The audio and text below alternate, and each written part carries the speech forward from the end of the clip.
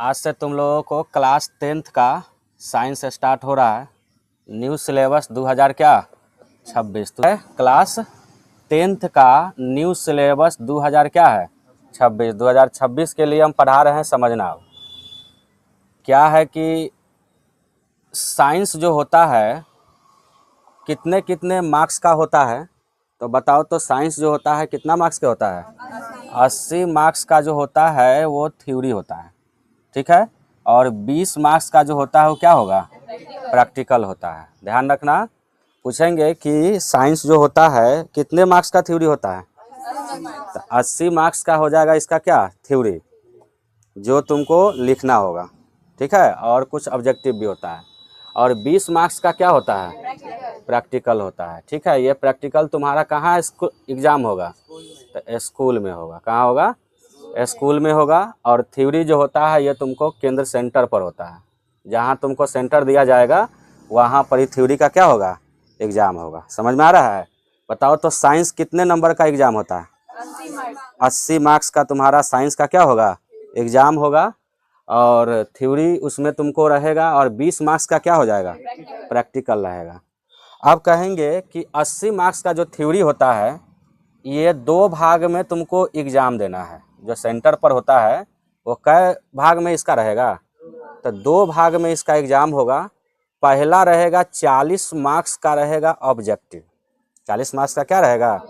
Objective. और 40 marks का क्या हो जाएगा? सब्जेक्टिव। इतना बात समझ में आ गया? अगर हम कहेंगे कि थ्योरी जो होता है 80 मार्क्स का वो कै भाग में बंटता है? 2 भाग में। पहला भाग का नाम है यानी 40 मार्क्स का तुम्हारा ऑब्जेक्टिव हो जाएगा। और 40 मार्क्स का क्या हो जाएगा? सब्जेक्टिव। समझ में आ गया? अब कहेंगे जो ये ऑब्जेक्टिव होगा इसका एग्ज़ाम कैसे होता है, तो इसका एग्ज़ाम OMR सीट पर होगा। OMR सीट पर तुमको होगा, ठीक है। OMR सीट में क्या होता है, तो 4 गो इसमें याद रखना खंड बना हुआ रहेगा। गोल गोल गोल गोल 4 गो क्या बना रहेगा? खंड बना हुआ रहेगा, जिसको एक कोई ना कोई इसमें से क्या करना है? रंगना होता है। ध्यान रखना, कोई एक इसमें से क्या करना होगा? रंगना होगा। इतना ज़रूर ध्यान रखना कि अगर एक के अलावा कोई दूसरा अगर रंग दिया, माना 2 गो रंग दिया, तो ये मार्कशीट तुम्हारा चेक होने में असमर्थ हो जाएगा, ठीक है। तो ये चीज़ होता है। तो आया समझ में इतना? तो वो मार्कशीट कितना नंबर का उस पर एग्ज़ाम देना है बताओ तो? 40 मार्क्स का। उसमें क्वेश्चन जो होता है ऑब्जेक्टिव का वो कितना रहता है? तो दुगुना ऑप्शन रहता है। कितना रहता है? दुगुना। तो दुगुना में कितना रहेगा? तो 80 गो रहेगा, जिसमें से कितना बनाना है? तो 80 में से 40 बनाना होता है, ठीक है। अब वो 40 गो जो तुमको बनाना है वो किस पर बनाना है? तो उस OMR सीट पर उसको बनाना है। किस पर बनाना है? OMR सीट पर बनाना है। और OMR सीट में क्या होता है, तो 4-4 गो खंड बना हुआ रहेगा, गोल गोल, उसमें घेरा रहेगा। उसी में से कोई एक घेरा इसको क्या करना है? रंगना है। समझ में आ गया? अब इसमें OMR सीट में कौन कौन सब्जेक्ट से क्वेश्चन रहेगा जो तुमको थ्योरी में आएगा? तो पहला रहेगा फिजिक्स से। पहला क्या रहेगा? फिजिक्स से। पहला क्या रहेगा? फिजिक्स से। और दूसरा किससे रहेगा? और तीसरा किससे रहेगा? बायोलॉजी से रहेगा। समझ में आ गया? अब हम पूछेंगे कि फिजिक्स में लगभग देखा जाता है तो ये जो 27, 26, 27 जो दिख रहा है ये कभी कभी 1-2 नंबर आगे पीछे होते रहता है। तो इतना ध्यान रखना कि फिजिक्स में लगभग क्वेश्चन देखा गया है। ऑब्जेक्टिव में कितना रहता है? 27 गो ऑब्जेक्टिव रहेगा सिर्फ किससे? फिजिक्स से। कभी 26 गो हो जाता है, कभी 25 गो, कभी 28 भी हो जाता है। ये आगे पीछे होते रहता है। तो लगभग एवरेज में हम तुमको बता दिए कि फिजिक्स का लगभग कितना क्वेश्चन ऑब्जेक्टिव में दिखेगा? 27 दिखेगा। केमिस्ट्री में कितना दिखेगा बताओ तो? लगभग कितना दिख जाएगा? 26 दिख जाएगा। और कहेंगे कि बायोलॉजी में कितना दिखेगा? 27। तो कम से कम कहा जाता है कि फिजिक्स और केमिस्ट्री में लगभग सेम क्वेश्चन रहता है। एक क्वेश्चन कम किस में रहता है? केमिस्ट्री में रहता है। तो इस सब को तुम जोड़ोगे तो कितना आ गया? 40 मार्क्स। तो समझ में आया ये 40 मार्क्स? तो यही 40 मार्क्स का तुमको ऑब्जेक्टिव रहेगा। यानी कहे का मतलब क्या हुआ कि तुमको रहेगा दुगुना में जोड़ लेना। कितना हो जाएगा? दुगुना में जोड़ के देखो कितना हो जाएगा। इसको जोड़ो, इसको जोड़ोगे तो कितना हो जाएगा? 80 होगा। लेकिन हमको जवाब कितना देना है? 40 का ही जवाब देना है। समझ में आ गया? अब यहाँ पर देखेंगे तो ऑब्जेक्टिव समझ में आ गया। बताओ तो ऑब्जेक्टिव का एग्जाम कहाँ होगा? OMR सीट पर होगा। उसमें क्या होता है कि 4 गो बॉक्स बनल रहता है, कोई एक राइट आंसर उसमें से देखकर अब बॉक्स को क्या करना है, घस देना है, ठीक है, कलर कर देना है। इसको लगभग जो होता है या तो ब्लैक पेन से यूज करना, ठीक है, और नहीं तो ब्लू पेन से। इसके अलावा इंक पेन वाला जो होता है, इंक जेल जो होता है, वो जेल पेन से तुमको ये सबको नहीं घसना है, कोई बॉल पेन से बढ़िया से घसना। अब देखो यहाँ ध्यान देना, 40 मार्क्स का फिर क्या रहेगा, सब्जेक्टिव भी रहता है। 40 मार्क्स का क्या रहेगा, सब्जेक्टिव। इस 40 मार्क्स का जो सब्जेक्टिव रहेगा, इसको क्या करना होगा, तो इसका जवाब जो होगा लिख कर देना पड़ेगा। अब जिसका राइटिंग सुंदर होता है उसको अधिक नंबर मिलता है। इसमें तो राइटिंग का कोई मतलब नहीं है, जो जिसका राइटिंग बढ़िया है या नहीं भी है, उस राइट आंसर पर लगा दिया, गोला घस दिया, तो उसको नंबर तो मिलेगा ही, ठीक है। और ऐसा गोला घसना जो बाहर तक ना निकले। लेकिन इसमें क्या होता है, लिख कर देना पड़ता है, इसमें राइटिंग मायने रखेगा, ठीक है। तो थोड़ा राइटिंग सुंदर करके लिखना है। तो इसमें जब तुमको एग्जाम होगा साइंस का, जिसमें लिख कर देना पड़ता है सब्जेक्टिव में, वो 2 प्रकार से रहता है। एक रहता है लघु उत्तरीय, एक क्या रहता है, दीर्घ उत्तरीय, ठीक है। एक क्या रहेगा, लघु उत्तरीय, दूसरा क्या रहेगा। अगर हम कहें लघु की बात, तो लघु में भी किसका है, साइंस का पेपर 3 सब्जेक्ट का होता है। तो बताओ पहला किससे रहेगा, फिजिक्स से, दूसरा किससे रहेगा, केमिस्ट्री से, और तीसरा किससे रहेगा, बायोलॉजी से। समझ में आ गया, पहला किससे रहेगा, दूसरा और तीसरा किससे। अब फिजिक्स से कहे तो लघु उत्तरीय में 8 प्रश्न देगा।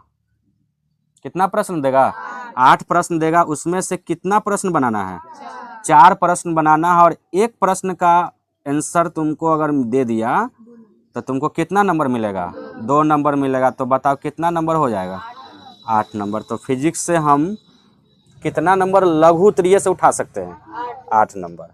अब केमिस्ट्री के बारी चले तो केमिस्ट्री में भी कितना क्वेश्चन देता है लघु उत्तरीय में, 8 क्वेश्चन।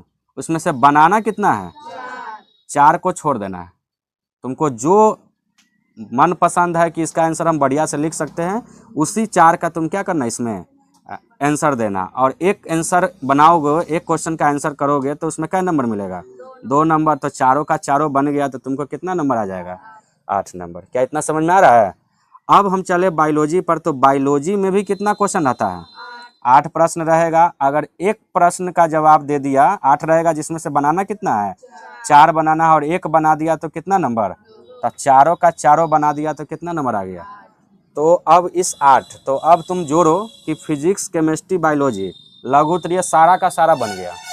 और हम अगर ऐसा तुमको हम पढ़ा देंगे इसमें कि इसमें क्या लगेगा कि 8 का 8 जो है तो ना तुमसे बन जाएगा।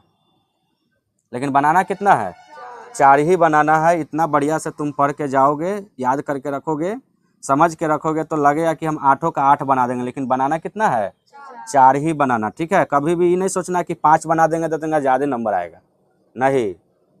निर्देश दिया हुआ रहता है, ऊपर इंस्ट्रक्शन दिया हुआ रहता है कि जो तुमको कहा गया उतना ही करना है। ज़्यादा ओवर काम करोगे तो नंबर कट जाएगा, ठीक है। तो 4 में से 5 नहीं बनाना है, याद रखना, 4 का 4 ही बनाना।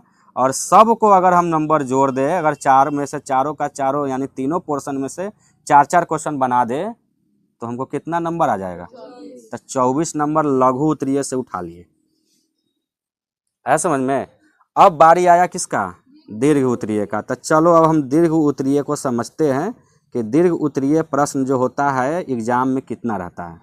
तो चलो समझते हैं। पहला नंबर फिजिक्स, दूसरा नंबर केमिस्ट्री, तीसरा नंबर बायोलॉजी। तो चलो फिजिक्स में समझते हैं। फिजिक्स में 2 ही क्वेश्चन देगा। कितना क्वेश्चन देगा, 2 ही क्वेश्चन देता है। और इतना ध्यान रखना, इसमें से बनाना कितना है, एक ही बनाना है। और एक क्वेश्चन जो होता है ना, कहता तो है 5 नंबर या, लेकिन ये 5 नंबर का नहीं होता है।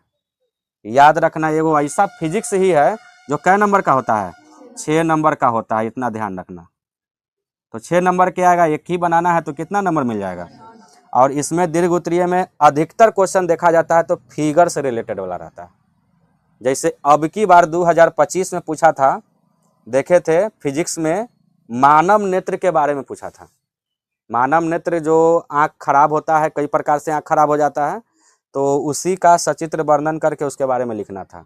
तो फिगर भी बनाना था कि कैसे कहाँ पर हम बस लेंस को रखेंगे जो हमारा जाकर अच्छे से प्रतिबिंब बनेगा। तो ऐसा क्वेश्चन पूछा था, तो फिगर रिलेटेड होता है। तो कितना नंबर का होगा बताओ, 6 नंबर का होगा। केमिस्ट्री की बात करें तो इसमें भी 2 प्रश्न देगा। जिसमें से बनाना कितना है, एक ही बनाना, और ई 5 नंबर का होता है। और ये भी है कि इसमें से ये पूछा हुआ था 2025 में, धातु अधातु में अंतर स्पष्ट करें। कैसे, तो या तो भौतिक और रासायनिक दोनों ऐसे करके पूछा था। ठीक है, तो 5 नंबरिया जो है लगभग तुमको 2 पेज में आंसर देना पड़ेगा, तब जाके ये 5 नंबर मिलेगा। ठीक है, और आसान है, हम तुमको बता देंगे तो हम 2 पेज कर रहे, तो 3 पेज लिखने के लिए कैपेसिटी बना लोगे। सिर्फ पढ़ना है मन से, तुम देखना कैसे बनेगा। तो ये 5 नंबर हुआ। अब है बायोलॉजी, तो बायोलॉजी में कितना प्रश्न देगा, 2 प्रश्न देगा। बनाना कितना है, एक ही बनाना है, और एक बना दोगे तो कितना नंबर। और ये भी फिगरे है, बायोलॉजी तो अधिकतर फिगरे से रिलेटेड रहता है। फिगर लगा कर पढ़ोगे ना, तब तक बायोलॉजी तुम्हारे एकदम दिमाग में घुस ही जाएगा कि हमको पूरा आ गया। तो ये भी क्या नंबर का रहेगा। और एम की बार इससे क्वेश्चन पूछा था प्रकाश संश्लेषण के बारे में, सचित्र वर्णन करने के लिए। प्रकाश संश्लेषण जो पेड़ पौधा कैसे करता है, एगो चित्र बनाकर उसको समझाना था। ठीक है, तो ये हुआ 5 नंबर का। तो जोड़ो तो कितना नंबर आ जाएगा, 16 नंबर। तो बताओ 16 नंबर यहाँ मिल जाएगा दीर्घ उत्तरीय में। एक एक क्वेश्चन बनाएंगे, 2-2 पेज पर ले जाएंगे। एगो पेज में फिगर है, एगो पेज में उसका आंसर से 1.5 पेज तक चल जाएगा, तो 2.5 पेज तक के चल जाता है। ठीक है, लिखना पड़ेगा क्योंकि 5 नंबर इतना आसान नहीं है कि तुम आधा पेज लिखो और 5 नंबर मिलेगा, इतना आसान नहीं होता है, तो समझ लेना। तो 16 नंबर इधर मिलेगा और 24 नंबर इधर मिलेगा, तो जोड़ो तो कितना हो गया। तो बताओ 40 नंबर का सब्जेक्टिव समझ में आ गया, आ गया। अब बताओ इसमें भी दुगुना ऑप्शन है कि नहीं है, इसमें भी दुगुना ऑप्शन है। अब बताओ 2 में से एक ही बनाना है, मनपसंद क्वेश्चन। ऐसा तो नहीं है कि तुम पढ़ेगा और 2 में से वो क्वेश्चन पूछा और दोनों के दोनों समझना आएगा, जरूर आएगा। हम तुमको जैसे जैसे पढ़ाएंगे क्लियर करते जाओगे, पूरा क्लियर हो जाएगा। तो बताओ इतना सिलेबस की जानकारी हुआ। एक बार और पूछते हैं, बताओ तो साइंस कितने नंबर का एग्जाम होता है, 80 नंबर का होता है कि 100 नंबर का होता है, 100 नंबर का होता है, जिसमें 80 नंबर क्या रहेगा, थ्योरी रहेगा। 20 नंबर क्या होता है, प्रैक्टिकल होता है। थ्योरी का एग्जाम कहाँ होगा बताओ तो, सेंटर पर होगा, जहाँ तुमको दिया जाएगा कि आप जाइए वहाँ पर बैठकर अपना एग्जाम दीजिएगा। अब 20 नंबर का एग्जाम कहाँ होता है, स्कूल में। अब सर जी से स्कूल में दोस्ती उस्ती कर ले रहोगे तो 20 में 20 नंबर मिलता है। ठीक है, उनके सामने में अच्छा बन के रहोगे तो 20 में 20। कभी अच्छा बना ही नहीं, हमेशा तुम सब जो है ना उनके सामने में अच्छा नहीं रहा तो लगभग वही 16, 17, 15 दे के हटा देंगे। ठीक है, और अच्छा रहेगा उनके सामने में तो 20 में 20 देते। ये 20 नंबर तुम्हारे हाथ में है, सर जी का, स्कूल के टीचर के पास, और ये तुम्हारे हाथ में है। तुमको जितना एफर्ट लगाना है, जितना ताकत लगाना है, ये सब तुम्हारे हाथ में। 80 में 80, यहाँ लगभग 2022-23 की बात है, 80 में 79 तक नंबर लाया हुआ है, 77 तक के भी नंबर लाया है 80 में। अब बाकी ने से प्रैक्टिकल जोड़ा तो वही 97-98 पूरा दिया नंबर। इसमें 100 में 100 नंबर आएगा।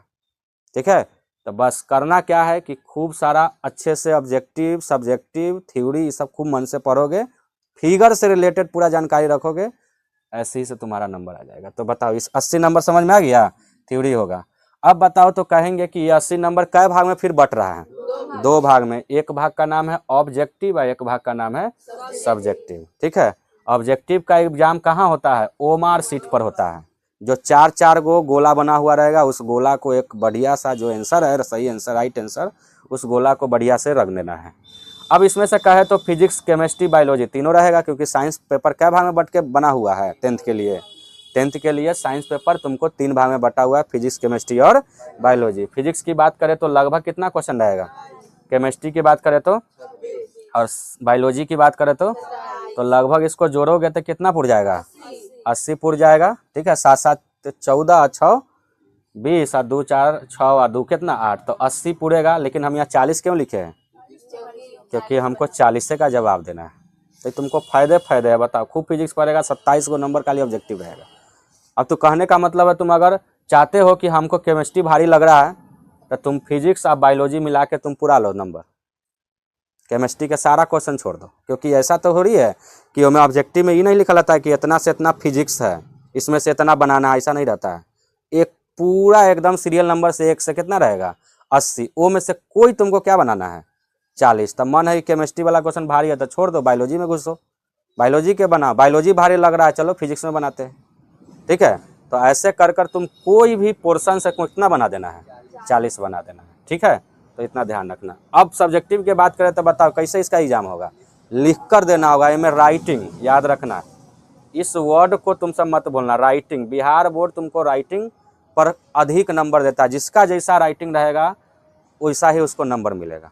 सुंदर राइटिंग रहेगा तो खूब अच्छा नंबर मिलेगा, और लिखना भी है सुंदर अक्षर में, लिख कर देना है। इसमें लिख कर देंगे तो 2 पोर्शन हमको भेंट होगा, एक लघु उत्तरीय और एक दीर्घ उत्तरीय। लघु उत्तरीय की बात करें तो फिजिक्स, केमिस्ट्री, बायोलॉजी, तीनों में से लघु लघु देगा। लघु देगा 8 गो, जिसमें से बनाना है 4 गो और 1 बना देंगे, 2 नंबर मिलेगा। तो पूरा पोर्शन फिजिक्स से लघु उत्तरीय से कितना नंबर मिल गया? 8। और केमिस्ट्री की बात करें तो कितना देगा क्वेश्चन, जिसमें से 4 गो बनाना है और 1 बनाएंगे, 2 नंबर पूरा बना दिए तो 8 नंबर। बायोलॉजी, इसमें भी कितना क्वेश्चन देगा? 8 क्वेश्चन देगा, जिसमें से बनाना कितना है? 4 बनाना है और 1 बना दिए, 2 नंबर तक कितना हो गया? तो ये 8 8 8 कितना हो गया? 24 नंबर हम लघु उत्तरीय से उठा लिए। अब चले दीर्घ उत्तरीय में। तो दीर्घ उत्तरीय में क्या है? पहला फिजिक्स, इसमें क्या गो देगा क्वेश्चन? 2 गो देगा, इसमें से बनाना कितना है? 1 बनाना। और फिजिक्स ही ऐसा पोर्शन है जो पूरा 5 नंबर का होता है, यानी केमिस्ट्री बायोलॉजी 5 5, लेकिन फिजिक्स क्या नंबर का होता है? 6 नंबर का होता है। ध्यान रखना, 1 बना दोगे 6 नंबर मिलेगा। थोड़ा सा बढ़िया से इसका जवाब करना होता है। केमिस्ट्री तुमको कितना नंबर का रहेगा? 5 नंबर का दीर्घ होता है। कै गो देगा क्वेश्चन? 2 गो देगा। बनाना कितना? 1 ही बनाना है। कितना बनाना है? 1 ही बनाना है, 5 नंबर। और बायोलॉजी में भी तुमको 2 देगा, बनाना कितना? 1 और 1 बना दिया, कितना नंबर आएगा? तो कितना हो गया? तब बताइए, पूरा को जोड़ने के बाद 16 और 24 कितना हो गया? 40 नंबर तुमको क्लियर सब्जेक्टिव हो गया। तो ये भी तुम्हारे हाथ में, हम जो पढ़ाएंगे समझाएंगे वो तुमको मिल जाएगा, जरूर मिलेगा। जो जो तुमको कहेंगे कि हाँ ये सब पर थोड़ा ध्यान दो, वो क्वेश्चन तुमको एग्जाम में मिलेगा तो मिलेगा, बस ध्यान से पढ़ना है। और इधर बगल अगर ई पोर्शन को बढ़िया से पढ़ ले रहोगे तो तुमको ऑब्जेक्टिव भी क्या हो जाएगा? क्लियर हो जाएगा। ये नहीं कि ऑब्जेक्टिव अलग पढ़ेंगे सब्जेक्टिव अलग, सारा सब्जेक्टिव को तुम बढ़िया से पढ़ो, तुमको ऑब्जेक्टिव ऑटोमेटिक पूरा बनते चला जाएगा, क्योंकि थ्योरी जिसका मजबूत है वो ऑब्जेक्टिव क्लियर करेगा। ठीक है, तो समझ में आ गया सिलेबस? यही है साइंस का सिलेबस, इसी की तरह से तुमको तैयारी करना है। ठीक है, अब चलो, अब हम साइंस में क्या क्या पढ़ते हैं। और साइंस में पहला पोर्शन आता है क्या? फिजिक्स। ठीक है, चाहे पहला केमिस्ट्री बोलो चाहे बायोलॉजी, कोई भी तुम पहला पढ़ सकते हो। तो चलो हम तुमको पहले फिजिक्स पढ़ाते हैं। तो फिजिक्स में पहले हम ये जानेंगे कि फिजिक्स जो है उसमें कितना चैप्टर हमको पढ़ना है।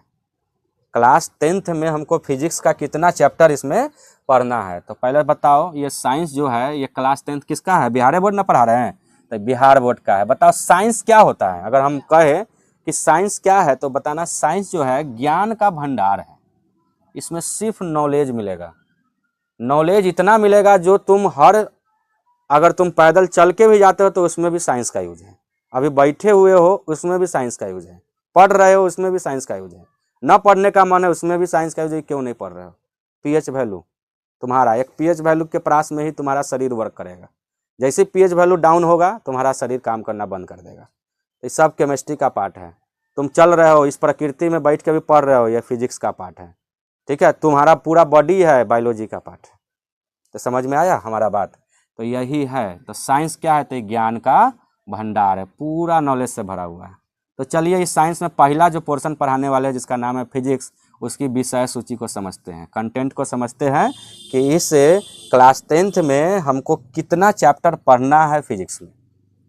ठीक है, और ये जो चैप्टर है हम तुमको बता दें, एनसीईआरटी के हिसाब से देखोगे तो थोड़ा आगे पीछे चैप्टर हो जाता है। ठीक है, लेकिन हम तुमको जो पढ़ाएंगे वो अपने हिसाब से पढ़ाकर तुमको एक अच्छा सा लेवल की ओर आगे के ले जाएंगे। तो चलो भौतिकी समझते हैं। भौतिकी को इंग्लिश में क्या बोलेंगे बताओ तो? अब पहले बताओ, फिजिक्स का स्पेलिंग याद है? बच्चा को फिजिक्स का स्पेलिंग ना याद रहता है। बताओ तो क्या लिखा हुआ है? PHYSICS। कम से कम फिजिक्सों के स्पेलिंग याद रखना। अब देखो, तो इसमें सबसे पहला चैप्टर क्या पढ़ेंगे? अगर एनसीईआरटी की बात करें तो पहला चैप्टर उसमें है प्रकाश, परावर्तन तथा अपवर्तन। ये 2 गो चैप्टर एक ही में है, लेकिन हमको तो बढ़िया से पढ़ाना है तो अलग अलग करके बढ़िया से उसको क्या करेंगे? पढ़ाएंगे। ठीक है, तो चलो पहला चैप्टर का नाम क्या है? प्रकाश का परावर्तन। ठीक है, पहले इसमें पढ़ना क्या है कि टॉपिक मिलेगा तुमको प्रकाश के बारे में, इसके बाद परावर्तन के बारे में पढ़ेंगे। पूरा परावर्तन क्लियर हो जाएगा बढ़िया से एक्यूरेट, तब चलेंगे अपवर्तन। तो चैप्टर हमारा पहला क्या हो जाएगा? खत्म हो जाएगा। तो समझ में आ गया? तो ये दोनों एनसीईआरटी में एक ही चैप्टर बना हुआ है। तो चलो बढ़िया से देखते हैं। प्रकाश का क्या? परावर्तन, इसको इंग्लिश में क्या बोलते हैं बताओ तो? रिफ्लेक्शन ऑफ लाइट, सही है। अब है दूसरा का जो है क्या है चैप्टर बताओ तो? प्रकाश का अपवर्तन, इसको इंग्लिश में क्या कहते हैं? Refraction of light, refraction of light, REFRACTION। बढ़िया से इस सब स्पेलिंग को याद रखना। कुछ कुछ क्वेश्चन तुम्हारे एग्जाम में ऐसा होगा, साइंस के पेपर में हम बता देना चाहते हैं कि कुछ कुछ क्वेश्चन तुमको जो रहेगा एग्जाम में हिंदी में ना समझ में आएगा वो साइंस, कुछ कुछ पोर्शन क्वेश्चन ऐसा रहेगा जो तो इंग्लिश में उसको समझ जाओगे। इसीलिए इंग्लिश भी थोड़ा मोड़ा टॉपिक के बारे में, जो जो टॉपिक शुरू होगा उसके बगल में इंग्लिश के बारे में जानकारी जरूर रखना, क्योंकि कोई कोई चीज़ ऐसा क्वेश्चन होता है कि हमारा हिंदी ना समझ में आएगा, इंग्लिश में बात करेंगे तो क्या हो जाएगा। तो साइंस जो होता है थोड़ा मोड़ा इंग्लिश में भी चलते रहता है, तो समझते रहना। चलो, तो दूसरा चैप्टर भी समझ में आ गया। ये दोनों NCERT के बात करें तो बताओ, एक ही चैप्टर बना हुआ है, तो हम इसको अलग अलग करके पढ़ाएंगे ताकि तुम लोगों को बढ़िया से क्लियर समझते आए। अब चलो तीसरा नंबर चैप्टर की बात करें तो बताओ, तीसरा नंबर चैप्टर का नाम क्या है? मानव नेत्र। ठीक है, क्या है? मानव नेत्र। इसको मानव नेत्र पूरा पढ़ लेंगे बढ़िया से। जब हमारे पास पूरा पढ़ लेंगे मानव नेत्र के बारे में, अगर नेत्र अगर तुम्हारे पास सही है तो तुम इस संसार जो रंग बिरंगा है इसको तुम क्या कर सकते हो? देख सकते हो। तो चैप्टर का नाम देखो कितना सुंदर बनाया है, मानव नेत्र तथा रंग बिरंगा संसार। आँख ही है जो तुम रंग बिरंगा संसार को देख सकते हो। पूरा संसार को अगर देखना है बढ़िया से तो तुमको क्या चाहिए?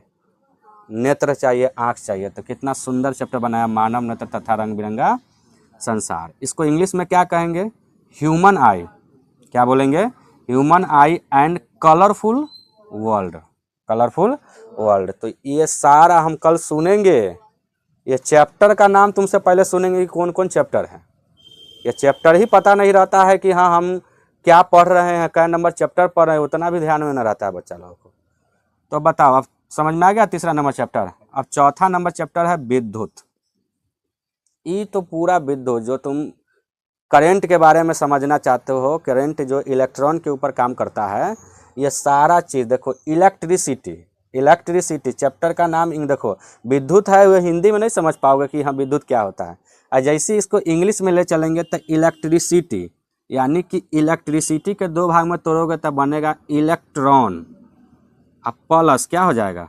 सिटी। तब बताओ इलेक्ट्रॉन, तो इलेक्ट्रॉन को इलेक्ट्रॉनों कहेंगे, सिटी को क्या कहते हैं? शहर। यानी पूरा इलेक्ट्रॉन का शहर है। पूरा कहे तो विद्युत में किसका शहर मिलेगा? इलेक्ट्रॉन का। यानी करंट चलता है तो सीधे कहना इलेक्ट्रॉन के ऊपर। समझ में आया? इलेक्ट्रॉन ही चलते रहता है तो क्या है? करंट है। समझ में आ गया? तो पूरा इलेक्ट्रॉन का शहर इसमें पड़ेगा, पूरा विद्युत। क्लियर? हर एक चीज़ एंगल समझ जाओगे। हम तुमको ओवरव्यू इतना ज़रूर बताएंगे कि इसमें क्या क्या टॉपिक है पढ़ना। ठीक है, चलो अब है 5वां नंबर चैप्टर। बताओ तो चौथा नंबर चैप्टर क्या है? अब है 5वां नंबर चैप्टर, समझो, विद्युत धारा के चुंबकीय प्रभाव। विद्युत धारा के क्या? चुंबकीय प्रभाव। समझ में आ गया? विद्युत धारा के क्या? अब इसमें तुम देखोगे कि विद्युत से चुंबक उत्पन्न होता है। बड़े बड़े वाट का जो करंट होता है उसमें देखा गया है कि तुम उसके पास जाओगे तो तुम्हारे बाल, ये सब जो है सर के बाल जो होगा ना, उसकी ओर आकर्षित होगा।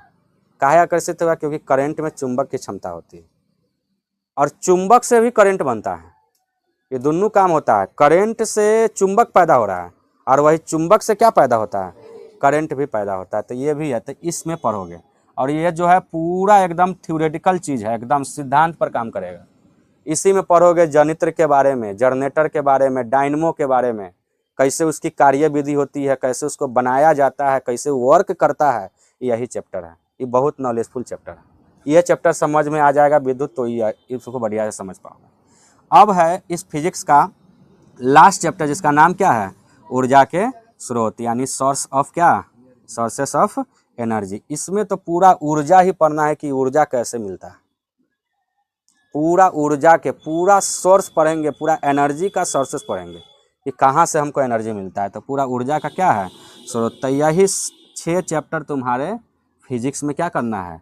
पढ़ना है। और बढ़िया से इसको पढ़ेंगे, सिलेबस को जल्दी से कंप्लीट करेंगे, खूब बढ़िया से पढ़ेंगे, याद रहेगा और बढ़िया से एग्जाम में लिखेंगे। तो चलो हम तुमको अब बता देते हैं, ओवरव्यू बता देते हैं कि प्रकाश के परावर्तन, अपवर्तन है, मानव नेत्र है, विद्युत है, विद्युत धारा का चुंबकीय प्रभाव है, ऊर्जा के स्रोत है। इसमें ओवरव्यू ये बता देते हैं कि हमको इसमें पढ़ना क्या क्या है, कुछ टॉपिक्स बताते हैं। ये नहीं समझना कि जो हम लिखे हैं उतने टॉपिक पढ़ना है, और भी है, सिर्फ एक ओवरव्यू, मोटा मोटी कहे तो सिर्फ ओवरव्यू बता रहे हैं कि ये सब टॉपिक इसमें पढ़ना है, समझ में आना चाहिए। टॉपिक जरूर है, बच्चा को यही नहीं पता रहता है। अगर हम तुमको कह दें कि बताओ दर्पण किस में पढ़ना है, तो लड़का कहता है कोई होगा चैप्टर इसी में। नहीं, अब ऐसे नहीं करना है, तुमको अब बताना है कि दर्पण किस चैप्टर में पढ़ना है। तो दर्पण हमको किस चैप्टर में पढ़ना है अब हम बताएंगे यहाँ, ध्यान से सुनो बढ़िया से, ठीक है। तो एक ओवरव्यू बता रहे हैं, मोटा मोटी बता रहे हैं कि इस चैप्टर में ये सब टॉपिक हमको पढ़ना है। बताओ, तो कतई ये नहीं समझना कि हमको इतने टॉपिक है पढ़ना, इससे भी ज़्यादा है टॉपिक, बस एक मोटा मोटी तुमको ओवरव्यू बता रहे हैं। चलो, तो पहला चैप्टर जो शुरू होगा जिसका नाम है प्रकाश का क्या, परावर्तन, इंग्लिश में रिफ्रैक्शन, रिफ्लेक्शन ऑफ क्या, लाइट कहते हैं। तो इसमें सबसे पहला टॉपिक पे क्या पढ़ना है, इसमें हमको प्रकाश के बारे में ध्यान से सुनना। हम अभी पूछेंगे कि प्रकाश टॉपिक किस में पढ़ना है, तो इधर उधर मत बोलना है, एक्यूरेट बताना है किस चैप्टर में पढ़ना है। इधर ध्यान से सुनो, किस में पढ़ना है बताओ तो, प्रकाश में। दूसरा चैप्टर, दूसरा टॉपिक इसमें क्या पढ़ना है, प्रकाश का स्रोत, ठीक है, नहीं प्रकाश कहाँ से आती है, ठीक है। तीसरा नंबर किरण पुंज पढ़ेंगे कि सब किरण जब एक जगह जमा हो जाता है तो क्या कहलाएगा, ठीक है। तो ऐसे किरण पुंज के बारे में पढ़ेंगे, किरण है, किरण पुंज के बारे में पढ़ेंगे। इसी में हमको समतल दर्पण के बारे में भी पढ़ना है। समतल दर्पण समझते हो, तुम सब जो घर पर यूज करते हो आईना, जो 10-20 रुपया में प्लास्टिक कवर में आता है, वो कौन दर्पण होता है, वो समतल दर्पण होता है। यानी सेम जो तुम्हारा शकल है जितना बड़ा है उतना ही सिर्फ में दिखाएगा, तो वो समतल दर्पण, यानी इंग्लिश में कहे तो प्लेन मिरर। ये प्लेन मिरर के बारे में पढ़ेंगे, दर्पण, समझ में आया। पूछे थे हम अभी कि दर्पण किस में पढ़ना, तब बता सकता है ना कि दर्पण हमको प्रकाश के परावर्तन में पढ़ना है। इसी में पढ़ोगे गोलीय दर्पण, गोलीय दर्पण, क्योंकि सब दर्पण सब रंग का होता है। एक होता है गोलीय दर्पण में, वो उत्तल दर्पण दिखेगा, एक अवतल दर्पण दिखेगा। उत्तल दर्पण में देखोगे तो चेहरा छोटा दिखाई देगा। इसका रीजन क्या है, सब रीजन का हल करने जाएंगे जब चैप्टर स्टार्ट करेंगे। तो ये हमको गोलीय दर्पण पढ़ना है, जिसमें हम बताएंगे एक अवतल दर्पण और क्या, उत्तल दर्पण। तो ये सब समझ में आ रहा है ना हम क्या बता रहे हैं, इस चैप्टर में क्या क्या कुछ मेन टॉपिक है, कुछ ओवर भी बता रहे हैं कि ये सब हमको पढ़ना है। इसमें हम और पढ़ेंगे प्रकाश के परावर्तन भी जानेंगे कि प्रकाश के परावर्तन क्या होता है। जैसे प्रकाश परावर्तन, परावर्तन का मतलब होता है उस पर पड़ के रिटर्न हो जाना। जैसे तुम सब बचपन में देखा ही होगा, शीशा ऐसे रख कर सूरज के प्रकाश पर इस पर पड़ता था, सबके मुंह चमकाता था, याद है ना। तो क्या है, वो प्रकाश के परावर्तन का मेन रीजन यही है, यही हमको प्रकाश के परावर्तन दिखाता है, ठीक है। तो हमको प्रकाश के परावर्तन के पूरा कहानियाँ इसमें समझना है कि प्रकाश किसी वस्तु पर से टकरा कर किसी अपने ही माध्यम में क्या करती है, लौट जाती है, तो उसे हम प्रकाश के परावर्तन कहते हैं। प्रकाश के परावर्तन के नियम समझेंगे कि वो नियम के तहत काम करता है। ये नहीं कि किधरों से आया किधरों चल गया, ऐसा नहीं होता है। एक नियम के तहत काम करता है, वो नियम बताएंगे उसको हम, क्या उसका नियम है, कई गो नियम है इसका। प्रकाश के परावर्तन के 2 नियम होता है, वो दोनों नियम के बताएंगे, वो 2 नियम के तहत काम करता है, वो दोनों नियम बताएंगे तो समझ में आ जाएगा, ठीक है। फिर इसी में टॉपिक आएगा प्रतिबिंब। प्रतिबिंब का मतलब समझ में आता है, प्रतिबिंब क्या है बताओ। हम बोले थे ना कि साइंस क्या होता है, तो उसमें सिर्फ एगो हिंदी बात नहीं है, बहुत ऐसा चीज़ होगा जो हिंदी में तरह ना समझ में आएगा, और जैसे इंग्लिश बोलेंगे समझ जाएगा। बताओ तो प्रतिबिंब मतलब क्या, बोलो, नहीं समझ में आया। तो प्रतिबिंब को देखो जैसे इंग्लिश में कहेंगे समझ में आ जाएगा। प्रतिबिंब को इंग्लिश में हम इमेज कहते हैं। अब बताओ, इमेज समझ में आया।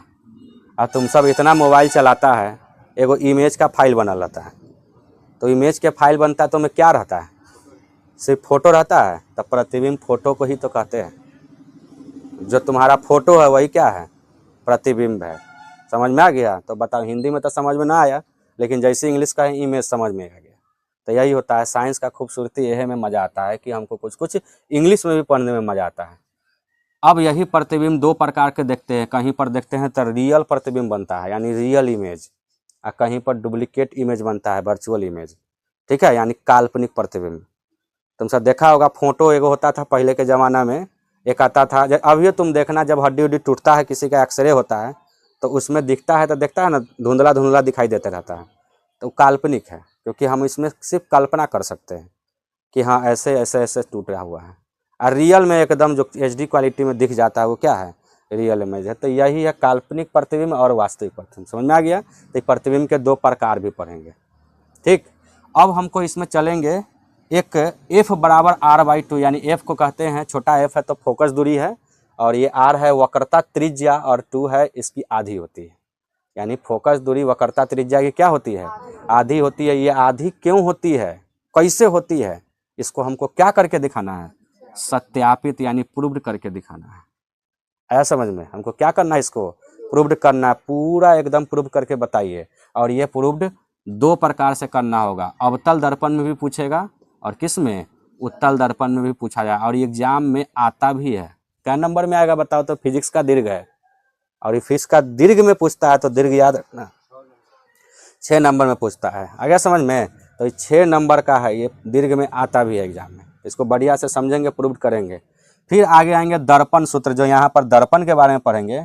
तो दर्पण में भी जो फार्मूला होता है मिरर फार्मूला, दर्पण को भी बहुत बच्चा नहीं समझता दर्पण दर्पण क्या है, इंग्लिश में क्या कहते हैं? मिरर। अब मिरर समझ में आ गया होगा, मिरर का मतलब आईना होता है, आईना ही तो दर्पण है। बताओ दर्पण में आर पार देख सकते हैं? नहीं, क्योंकि एक भाग उसका रंगा हुआ रहता है। तुम कभी भी तुम घर पर जो आईना है उसको देखना, तुम्हारा शक्ल उसमें तभी दिखाई दे रहा है जब पीछे से उसमें क्या है? कलर किया हुआ है, तभी वो दिखता है, नहीं तो वो क्या करेगा? नहीं दिखेगा। तो दर्पण सूत्र भी होता है 1/v। भी क्या होता है? तो प्रतिबिंब दूरी। यू क्या होता है? वस्तु दूरी। एफ क्या होता है? फोकस दूरी। तो इस पूरा को प्रूव्ड कर देंगे इसमें कि 1/v प्लस 1/u बराबर 1/f। इसको पूरा के क्या करेंगे? प्रूव्ड करेंगे इसमें। तो इसको भी सत्यापित करेंगे। तो बता, समझ में आ रहा है? तो ये सब हमको सिर्फ मोटा मोटी बता रहे हैं कि इतना पढ़ना है। और भी है बताओ तो? इसमें इतना ही पढ़ना है? नहीं, इसमें और भी पढ़ना है। बस एक ओवरव्यू हम बता दिए कि ये सब चैप्टर, ये सब टॉपिक इसमें भेंट होगा, और ऐसे ऐसे इसको बढ़िया से पढ़ना। तो समझ में आ गया? अब चलो सेकेंड चैप्टर का नाम क्या है? प्रकाश का अपवर्तन। तो लिखते हैं यहाँ प्रकाश का क्या? अपवर्तन। समझ में आ गया? इसको क्या बोलते हैं? Refraction of light. याद रखना, हम हर चैप्टर का इंग्लिशों नाम पूछेंगे, क्योंकि तुमको इंग्लिश नाम काफ़ी हेल्प करेगा। ह्यूमन आई लिख देंगे तो समझ में आना चाहिए कि इसका मतलब क्या होता है, ठीक है ना? तो इसलिए इसका इंग्लिशों नाम याद रखना है। ये नहीं कि सिर्फ हिंदी पढ़ के छोड़ देंगे। साइंस पढ़ना है, बढ़िया से पढ़ो। आगे चलकर जब 11th 12th में जाओगे, इंटर में जाओगे, ग्रेजुएशन में जाओगे, आगे जाओगे तो खूब हेल्प करेगा ये। यानी तुम 12th में जाओगे तो एगो ऑप्टिक्स पॉइंट बनता है, एगो ऑप्टिक्स होता है, वो तो इतना भयानक है कि लड़का उसको पकड़ के भी परीक्षा पास कर लेता है, और उसमें यही सब रहता है। ठीक है, तो ध्यान रखना ये सब चीज़। अब है प्रकाश का अपवर्तन, रिफ्रैक्शन ऑफ लाइट। चलो इसमें भी कुछ ओवरव्यू बता रहे हैं, मोटा मोटी बता रहे हैं कि इसमें क्या क्या टॉपिक पढ़ना है। पहला का नाम है प्रकाश का क्या? अपवर्तन। प्रकाश का क्या? अपवर्तन। दूसरा का, अब यही प्रकाश का जब अपवर्तन, अपवर्तन समझते हो क्या होता है? अपवर्तन, परावर्तन का मतलब होता है कि इस पर पड़े और टक्कर खा के लौट जाए, तो वह है प्रकाश का परावर्तन।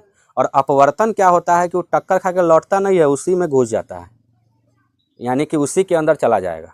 तो कहने का क्या मतलब हुआ कि पानी देखा है, पानी पर प्रकाश पड़ता है, तो देखना उसमें पानी पर जब प्रकाश पड़ता है तो वो पानी में प्रकाश अंदर भी चला जाता है, तब ना धरती दिखता है नीचे का। अगर ऊपर से कहीं पुल पर जाना, ऊपर से देखना, तो तुमको नीचे का धरती दिखाई देते रहता है। रीजन क्या है इसका? प्रकाश का अपवर्तन कर रहा है, और ये अपवर्तन तुमको भ्रम फैलाने का काम करता है। यानी अब तुम चाहोगे कि हमको मछली मारना है, प्रकाश के अपवर्तन के वजह से तुम सही जगह पर भाला नहीं मारोगे। अब तुमको होता है ना, भाला से मारता है मछली को, देखता है रात उत में देखता है, सब मारने जाता है, तो उसको तुम मारोगे ऐसे, अल्लाह रहेगा मछली वहाँ, लगेगा कि हम उसी के सामने मार रहे हैं, लेकिन उस पर तुमको ना लगेगा, मछली भाग के। रीजन क्या है? पहले मछली को दिखता है, मछली को कुछ नहीं दिखता है, यह ध्यान रखना। वो अपना गति की अपना चलते रहता है अपने आगे की ओर, ठीक है? तो इतना ध्यान रखना, उसे तो आहट से पहचान लेगा कि कोई आ रहा है तो भाग जाएगा इधर उधर, ठीक है? तो मछली को दिखता भी नहीं है। तो सुनना यहाँ पर कि मछली जो होता है उसको जब आँख पर, चाहे उसको देख कर हम भाला मारेंगे तो उसको दिखेगा नहीं। अगर तुम उस पर मारेगा तो तुम उसको पर लगेगा ही नहीं।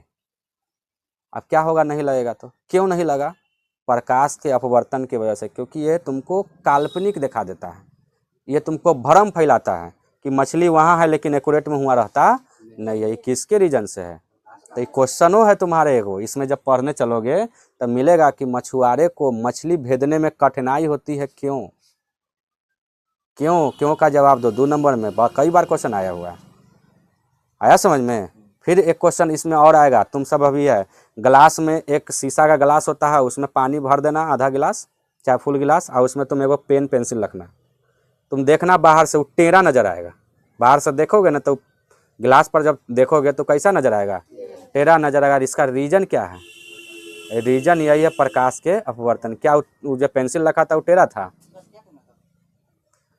रीजन क्या था बताओ तो। कहने का मतलब अगर उसमें पेंसिल रखा था वो क्या टेढ़ा रखा था, नहीं, दिख तो रहा है टेढ़ा, रीजन है प्रकाश का क्या, अपवर्तन। तो ये सब चीज़ इसमें हमको क्या करना है, पढ़ना है। फिर उसका नियम पढ़ेंगे, जैसे यहाँ परावर्तन का नियम पढ़ना था उसी तरह यहाँ क्या पढ़ेंगे, उसका हम नियम पढ़ेंगे।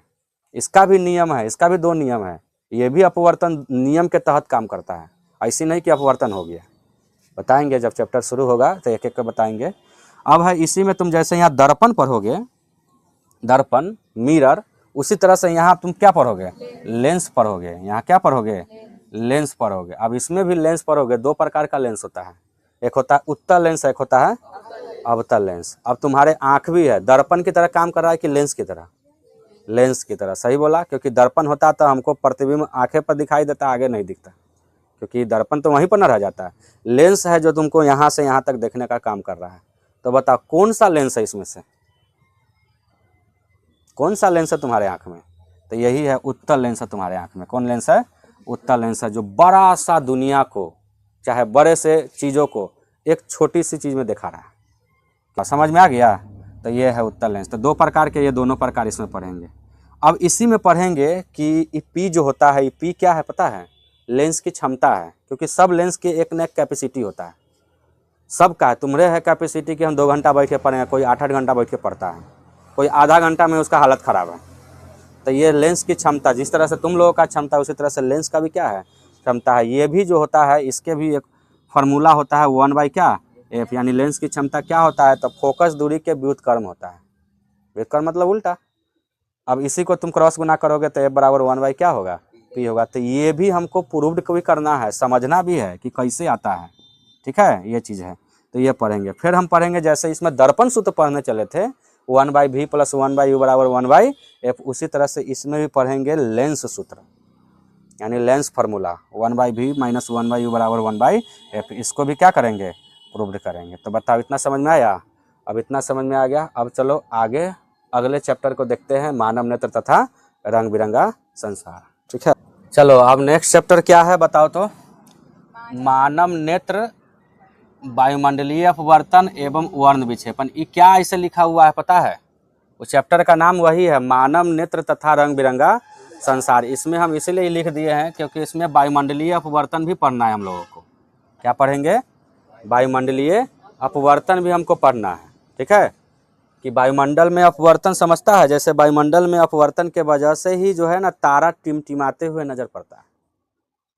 तारा को टिमटिमाते हुए देखे हो, ट्विंकल ट्विंकल लिटिल स्टार, क्या है इसका रीजन, वायुमंडलीय अपवर्तन। 5 गो परत है हमारे वायुमंडल में, उस वायुमंडल में अपवर्तन होने के वजह से ऊपर का तारा जो है हमको क्या होता है, टिमटिमाते हुए नजर पड़ता है। वर्ण विक्षेपण, वर्ण विक्षेपण समझते हो, जैसे कि एक श्वेत जो प्रकाश होती है वो कितने रंगों का मिला हुआ पता है, 7 रंगों का मिश्रण है।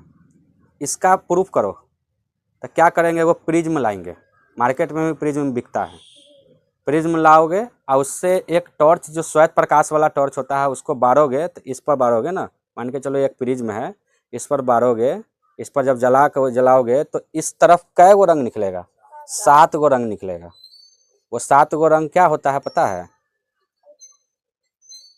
बैजानीहपीनाला, इसको एक शॉर्ट में बोलते हैं, ठीक है, वो ट्रिक है। वही 7 गो रंग निकलेगा, जब चैप्टर पढ़ाएंगे तो 7 रंग का नाम बता देंगे, ठीक है। तो वो निकलता है, तो इससे पता चल गया कि एक श्वेत प्रकाश कितने रंगों का से बना हुआ है, 7 गो। अब वही 7 गो को फिर हम इस प्रिज्म को उल्टा करके रखेंगे, तो उस 7 गो रंग इस पर पड़ेगा ना, तो उस तरफ कै गो रंग निकलेगा, 1 गो रंग निकलेगा, जिसका नाम क्या है, श्वेत प्रकाश। तो इससे यही है, तो वर्ण विक्षेपण। तो वर्ण के रूप में टूटा ना, देखता है ना, बैजा, ठीक ना, इंग्लिश में कहते हैं वीब गयोर, वीब गयोर, ठीक है। देख लो 1 2 3 4 5 6 7 गो है, तो यही 7 गो रंग में निकलता है। तो वर्ण के रूप में टूट टूट के आया ना, इसलिए इसका नाम वर्ण, और विक्षेपण मतलब अलग अलग हो गया। तो ये हम पढ़ेंगे। अब चलो इसमें कुछ कुछ टॉपिक आएगा, जैसे कि ओवरव्यू समझ लो। पहला टॉपिक का नाम है मानव नेत्र। ये हमको इसमें पढ़ने को मिलेगा कि मानव नेत्र, ह्यूमन आइज, अपना पूरा आँख के बारे में पढ़ेंगे, आँख कैसे खराब होता है वो हम पढ़ेंगे। दृष्टि दोष इसको कहते हैं। दृष्टि का मतलब क्या होता है? आँख। दृष्टि का मतलब आँख। दोष मतलब होता है उसमें कोई दोष आ गया है, खराबी हो गया है। तो वो आँख कई प्रकार से खराब होता है वो हम देखेंगे। तो 4 प्रकार से खराब होता है। निकट दृष्टि दोष, दूर दृष्टि दोष। किसी को निकट का मतलब होता है कि दूर के न दिखना, नज़दीक के दिख जाना। दूर दृष्टि दोष होता है कि उसको दूर के दिखेगा, नज़दीक के क्या करेगा, नहीं दिखेगा। फिर है कि जरा दृष्टि दोष, इसमें दोनों खराब, निकट भी खराब, दूर भी खराब, ना निकट के देख पाएगा ना दूर को देख पाएगा, तो जरा दृष्टि दोष हो गया। अबिंदुकता का मतलब होता है वो तिरछा ताकेगा, सिलेंडरी लेंस, वो तिरछा ताकेगा, कन्हुआ के ताकता है ना तिरछी नज़र से, वो है अबिंदुकता इसमें। ठीक है, तो ऐसे होता है। उसको आँख ऊपर नीचे ऊपर नीचे ऊपर नीचे करते रहता है, देखेगा तो बच्चा को लगेगा कि उधर मुंह घूमल है तकैत रहेगा, इधर लगेगा इन्ने घूमल है तकैत इधर रहेगा, तो अबिंदुकता उसे कहते हैं। उसके आँख दूसरे टाइप से कभी ऊपर घुस जाएगा, कभी नीचे, कभी इधर उधर नचैत रहता है। तो इस प्रकार से भी आँख खराब होता है। तो ये है। अब चलो आगे समझते हैं। इसी में एक पढ़ेंगे तारों का टिमटिमाना। अब हम कहें कि तारा टिमटिमाता क्यों है, वायुमंडलीय अपवर्तन, इसलिए हम यहाँ पर लिख दिए। ठीक है, तो तारों का क्या, टिमटिमाना। इसी में पढ़ेंगे चंद्रमा, चंदा मामा समझता है ना, मून। और ग्रह, ग्रह नहीं टिमटा, ग्रह टिमटिमाते देखा है? ग्रह नहीं टिमटिमाता है, चंद्रमा टिमटिमाता है, भुकुर भुकुर करते रहता है ऊपर से, नहीं ना करता है। तो इसका क्या मतलब है कि उसका नहीं टिमटिमाता है। तो इसे क्यों नहीं टिमटिमाता है, इसका रीजन बताना है। आता भी है ये क्वेश्चन। ये सब क्वेश्चन जो है ना लगभग मोटा मोटी जो है VVI क्वेश्चन ही बता रहे हैं यहाँ पर। अगला है सूर्य रक्तताप प्रतीत। रक्तताप का मतलब होता है लाल। यानी तुम देखा होगा कि मॉर्निंग में सूर्य जब उगता है तो कैसा दिखता है, लाल दिखता है। कैसा दिखेगा, लाल। और शाम में इवनिंग टाइम में जब डूबते हुए कैसा दिखेगा, लाले टाइप का दिखता है। तो कहे का मतलब क्या हुआ कि सूर्य डूबते और उगते समय, यानी सूर्योदय और सूर्यास्त के समय सूर्य लाल दिखाई देता है। क्यों दिखाई देता है, इसका रीजन बताना है। इसी में पढ़ेंगे। ये बहुत इंपॉर्टेंट चैप्टर है, बहुत नॉलेज होगा जो तुम आज तक सिर्फ देखता था लेकिन उसका रीजन नहीं समझता था। इसमें आके मार तुमको पूरा का पूरा क्या हो जाएगा, रीजन समझ में आ जाएगा। अब इंद्रधनुष, प्यारा नाम है इसका, रेनबो। ये इंद्रधनुष पढ़ेंगे। इंद्रधनुष देखता है जब आकाश में बनता है तो कितना अच्छा लगता है। इंद्रधनुष भी 2 प्रकार के बनता है। इसमें पढ़ेंगे कि 2 प्रकार के, वो प्राथमिक इंद्रधनुष है, एक द्वितीयक इंद्रधनुष। कौन मनमोहक होता है, चैप्टर जब शुरू करेंगे बताएंगे। तो इंद्रधनुष का टॉपिक पर है। वर्ण विक्षेपण, वर्ण विक्षेपण बताया ना यहाँ पर कि एक श्वेत प्रकाश जो टूटकर 7 रंग में विभक्त हो रहा है, वो 7 गो रंग एक वर्ण के रूप में एक पट्टी, एक पर्दा पर दिखता है। इस पर्दा पर दिखता है इसलिए इसको हम वर्ण है तो वर्ण के रूप में, विक्षेपण मतलब अलग होना, तो यही है वर्ण विक्षेपण। इसी में पढ़ोगे, और भी पढ़ना है इसके अंदर में। ठीक है, बस एक मोटा मोटी हम तुमको ओवरव्यू बता दिए इस चैप्टर में कि हमको क्या क्या पढ़ना है। समझ में आ गया। अब है चौथा नंबर चैप्टर, जिसका नाम है विद्युत धारा। ठीक है, विद्युत चैप्टर जो हम बोले थे, इलेक्ट्रिसिटी, इसको करंट भी बोल सकते हैं। ठीक है, तो समझो इसको समझते हैं क्या है विद्युत, चाहे विद्युत धारा एक ही है। ठीक है, विद्युत का है तो इलेक्ट्रिसिटी आ जाएगा। समझ में आया। तो चलिए इसमें क्या पढ़ेंगे, धारा के बारे में। विद्युत धारा क्या है, यानी करंट क्या है, व्हाट इज करंट, करंट क्या होता है, इस करंट के बारे में पढ़ेंगे। ठीक है, उस करंट का फार्मूला होता है I = QIT। ये QIT कैसे आता है ये भी बताएंगे। ये हमको पढ़ना है इसमें विद्युत धारा में। विभव पढ़ना है और विभवांतर, विभव और क्या पढ़ना है, विभवांतर। ये सब टॉपिक हम इसमें पढ़ेंगे। फिर है इसमें एक साइंटिस्ट था जिसका नाम था ओम। उस साइंटिस्ट का नाम क्या था, ओम था। वो अपने नाम पर ही ओम का नियम रखा था। तो उस साइंटिस्ट ने क्या थ्योरी दिया था, क्या सिद्धांत दिया था, क्या अपना थ्योरी दिया था, उस थ्योरी को पढ़ेंगे। ठीक है, तो ओम का नियम इसी चैप्टर में पढ़ना है। काफ़ी जाने माने क्वेश्चन है, क्वेश्चन खूब आता है। अधिकतर तुमसे कोई पूछ भी देगा विद्युत धारा चैप्टर पढ़ा है, ओम का नियम बताओ। तो अब ओम का नियम बताकर इसको प्रूव्ड करो। इसका प्रूव्ड करने वाला भी आता है, इसलिए इसको हम प्रूव्ड भी करेंगे। ठीक है, ये तुमको एक क्वेश्चन जो है ये ओम का नियम प्रैक्टिकल में भी बनवाने के लिए देता है हर साल। एक ग्राफ रहता है। ठीक है, तो इसमें ये तुमको आएगा तो ये हम का नियम भी पढ़ाएंगे और इसका प्रूफ भी करेंगे। फिर है अगला, प्रतिरोध किन किन बातों पर निर्भर करता है। प्रतिरोध समझते हो, जो धारा का विरोध करे। धारा का मतलब क्या, जो करंट का विरोध करे। जैसे कोई करंट बहुत ही ज़्यादा मात्रा में आ रही है और हमने बल्ब लगा दिया और डायरेक्ट कोई ज़्यादा करंट आया वोल्टेज में, बल्ब उड़ गया, ख़राब हो गया। अब उस बल्ब कैसे ख़राब होगा, क्योंकि धारा उसमें ज़्यादा चला गया, करंट ज़्यादा चला गया। तो उसको रोकेंगे कि तुम इतना ना जाओ, तो उसमें हम एगो प्रतिरोध लगाएंगे। अब एक से ना लगेगा तो दो लगाएंगे, दो ना लगेगा तो तीन लगाएंगे, जितना हमको ज़रूरत है उतना लगाएंगे, उसे कहते हैं प्रतिरोध। तो प्रतिरोध का मतलब होता है जो विद्युत धारा का क्या करे, विरोध करे, उसी को प्रतिरोध। अब वो प्रतिरोध जो है ना, वो किन किन बातों पर निर्भर करता है, इसके बारे में जानेंगे। रेसिस्टेंस उसको इंग्लिश में कहते हैं। ये किस किस बातों पर निर्भर करता है, तो प्रतिरोध तार की लंबाई पर, तार की मोटाई पर, ये सब पर भी अधिक निर्भर करता है। तो जब चैप्टर चालू होगा तो हम उसमें बताएंगे। अब अगला है प्रतिरोधों का समूहन। अब वही प्रतिरोध जो अभी तुमको बता रहे हैं, जो धारा का विरोध करता है, सबको जोड़ना है।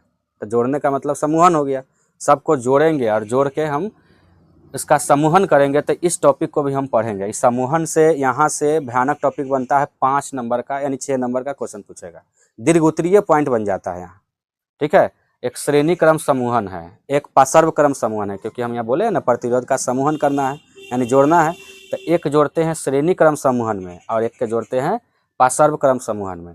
इसको समझना कैसे होता है, जैसे श्रेणी क्रम का मतलब होता है कि घर में जो वायरिंग होता है, तो घर में जो वायरिंग करवाते हो, घर में जो वायरिंग होता है उस किस क्रम में होता है, तो वो समांतर क्रम में होता है, पार्श्व क्रम में। और श्रेणी क्रम का मतलब होता है वो सिंगल तार जा रहा है तो उसको किस क्रम में जोड़ा जाता है, तो श्रेणी क्रम में जोड़ा जाता है। और घर में जो वायरिंग होता है किस क्रम में होता है, तो समांतर क्रम में होता है। तो इसको ध्यान में रखना है। तो ये क्वेश्चन आता भी है, इसको पढ़ेंगे और प्रूफ भी करेंगे। इसको हम पढ़ेंगे और प्रूफ भी करेंगे। इसका फार्मूला आता है श्रेणी क्रम समूहन का, सीरीज R बराबर R1 plus R2 plus R3 R4 भी हो सकता है। ये क्या है, पहला रेसिस्टेंस जोड़े, पहला प्रतिरोध जोड़े, बोले थे ना कि जितना जरूरत है उतना जोड़ेंगे। ये दूसरा प्रतिरोध को जोड़े, ये क्या है, तीसरा जोड़े, और जरूरत होगा तो R4 हो जाएगा। तो जितना जरूरत होगा उतना जोड़ के हम इसको प्रूव करेंगे। तो ये फार्मूला है। पूछेंगे R बराबर R1 plus R2 plus R3 किसका फार्मूला है, तो कहना श्रेणी क्रम समूहन का फार्मूला है। और इसको हमको क्या करना होगा, प्रूव्ड करना होगा। क्या करेंगे, प्रूव्ड करेंगे। समझ में आ गया। अब अगला है पार्श्व क्रम समूहन। अगला का नाम क्या है, पार्श्व क्रम समूहन। यह है पैरेलल, समांतर। 1/r इसका क्या फार्मूला होता है, इसी का उल्टा हो जाएगा, व्युत्क्रम हो जाता है। ये में R बराबर R1 plus R2 plus R3 और डैश डैश कर दिए हैं।